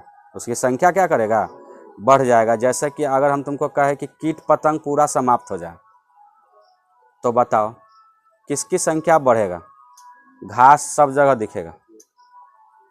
क्या है, क्योंकि घास जो है छोटा मोटा घास को वही टिड्डा खाता है समझ में। अगर हम कहेंगे पूरा सांपे तुम मार दो, तुम सब खूब सांप मारता है, तो सांप को मार दो, मारना नहीं चाहिए। देखो काहे नहीं मारना चाहिए, क्योंकि वो भी पर्यावरण का एक अंग है। अगर तुम पूरा सांप को मार दोगे तो किसकी संख्या बढ़ेगी, मेढक की बढ़ेगी। जिधर देखो उधर तुमको मेढक कूदते हुए नजर आएगा। और सांप है तो उसको क्या करता है, खाता है। तो सबको एक कंट्रोल बना के रखा हुआ, यही है आहार श्रृंखला। इसका एक भी कड़ी नहीं तोड़ना चाहिए। इसलिए इस पृथ्वी पर सारे जीवों को जीने का अधिकार है, हम नहीं है उसका कोई जो उसका जीने का अधिकार को छीन ले। ठीक है, बस तुमको लगता है कि सांप हमको काट लेगा, मार देते हैं, इसलिए नहीं, वो अपने ही भोजन के लिए इधर उधर भटकता है। नहीं तो सांप खुद चाहता है कि हम कहीं अलग जगह छुपे हुए रहे, जो कोई इंसान से भेंट ना हो, क्योंकि इंसान उसको क्या करता है, मार देता है। तो यही सब चीज़ है। तो हमारे पर्यावरण में हम पढ़ेंगे, वन है, वन के बारे में समझेंगे, उत्पादक क्या होता है, उपभोक्ता क्या होता है, और अपघटक कौन है, आहार श्रृंखला पिरामिड, इसी में पढ़ेंगे बढ़िया से। अगर हम पढ़ेंगे कि बताओ स्थलीय आहार श्रृंखला बताओ, तो स्थलीय आहार श्रृंखला ये भी बताए हैं। कहेंगे जलीय आहार श्रृंखला बताओ, सबका आहार श्रृंखला है। ठीक है, तो चलो चैप्टर आएंगे तो बढ़िया से क्या करेंगे, बता देंगे। तो सब का आहार श्रृंखला है बढ़िया बढ़िया से। अब हम बता रहे हैं, कुछ क्वेश्चन पूछ रहे हैं, हमको जवाब देना तुम सब। ठीक है, बताओ तो सबसे पहले आहार श्रृंखला किसमें पढ़ना है, हमारे पर्यावरण में। अब हमको बताओ पाचन तंत्र किसमें पढ़ना है,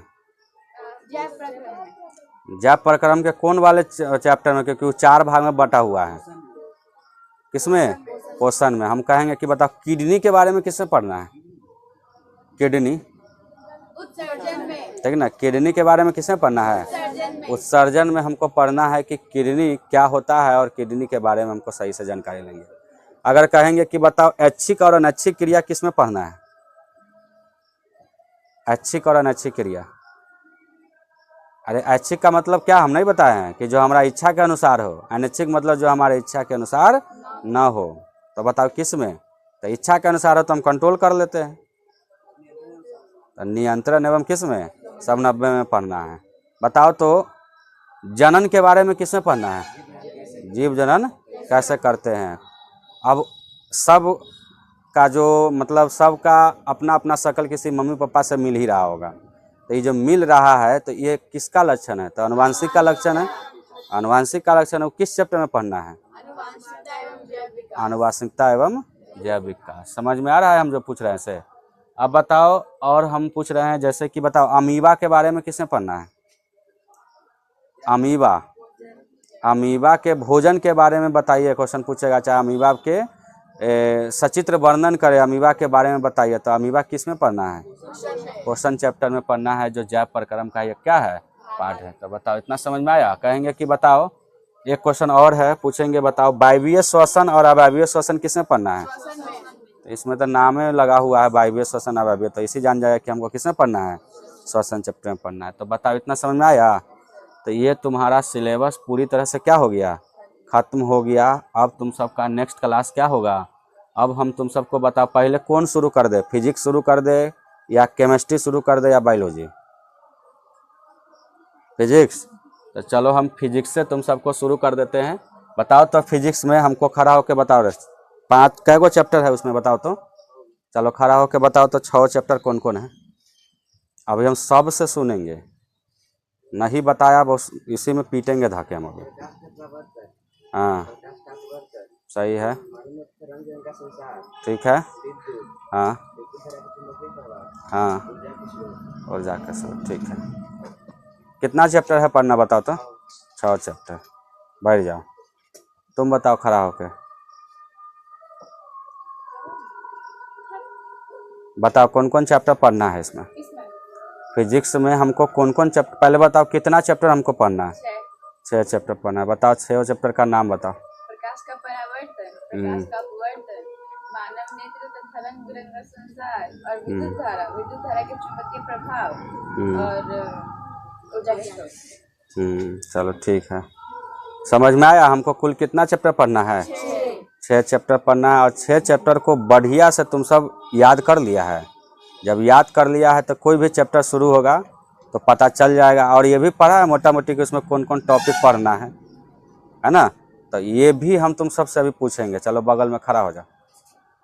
बताओ तो प्रतिबिंब के बारे में किसमें पढ़ना है? तुम सब भी बताना, प्रतिबिंब के बारे में किसमें पढ़ना है? प्रकाश के परावर्तन। प्रतिबिंब का मतलब क्या होता है? प्रतिबिंब का मतलब भी हम बताए थे। अगर इंग्लिश में क्या कहते हैं अपने समझ जाओगे? इमेज। तो इमेज मतलब क्या होता है? फोटो। तो किसी का जो चित्र होता है, फोटो होता है, वही क्या है? प्रतिबिंब है। ठीक है, बैठ जाओ। अब तुम खड़ा हो जाओ। बताओ तो प्रकाश के परावर्तन के कितने नियम पढ़ना है? 2 नियम पढ़ना है। ठीक है। अपवर्तन में कितना नियम पढ़ना है?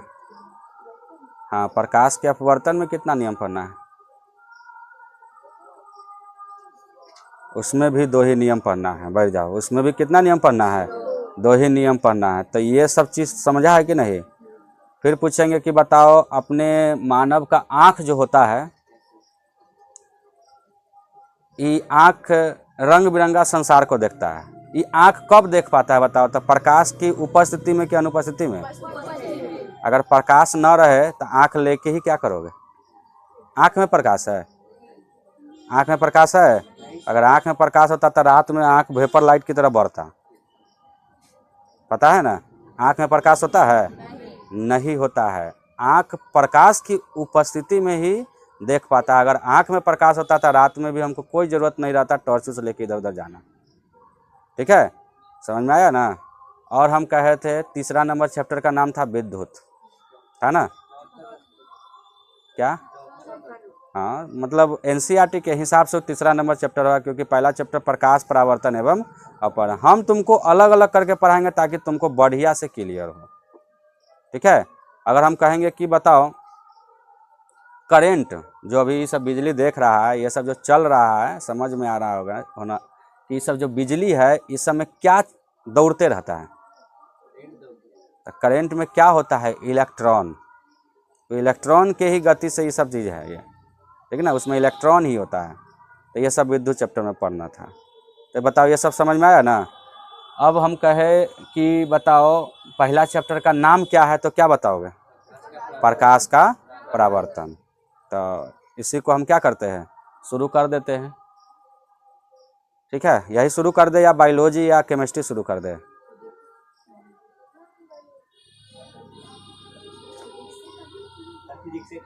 फिजिक्स, तो चलो फिजिक्स से शुरू कर देते हैं। तो अगला क्लास जो होगा तुम लोगों का क्या होगा, फिजिक्स का होगा। पूरे बेसिक से एकदम जीरो से बताएंगे, समझाएंगे, और पहला चैप्टर पढ़ाएंगे। तो पहला चैप्टर का नाम क्या है बता दो तो एक बार। हाँ, प्रकाश का परावर्तन। तो चलो इसी को हम क्या करेंगे, अगले क्लास में पढ़ेंगे।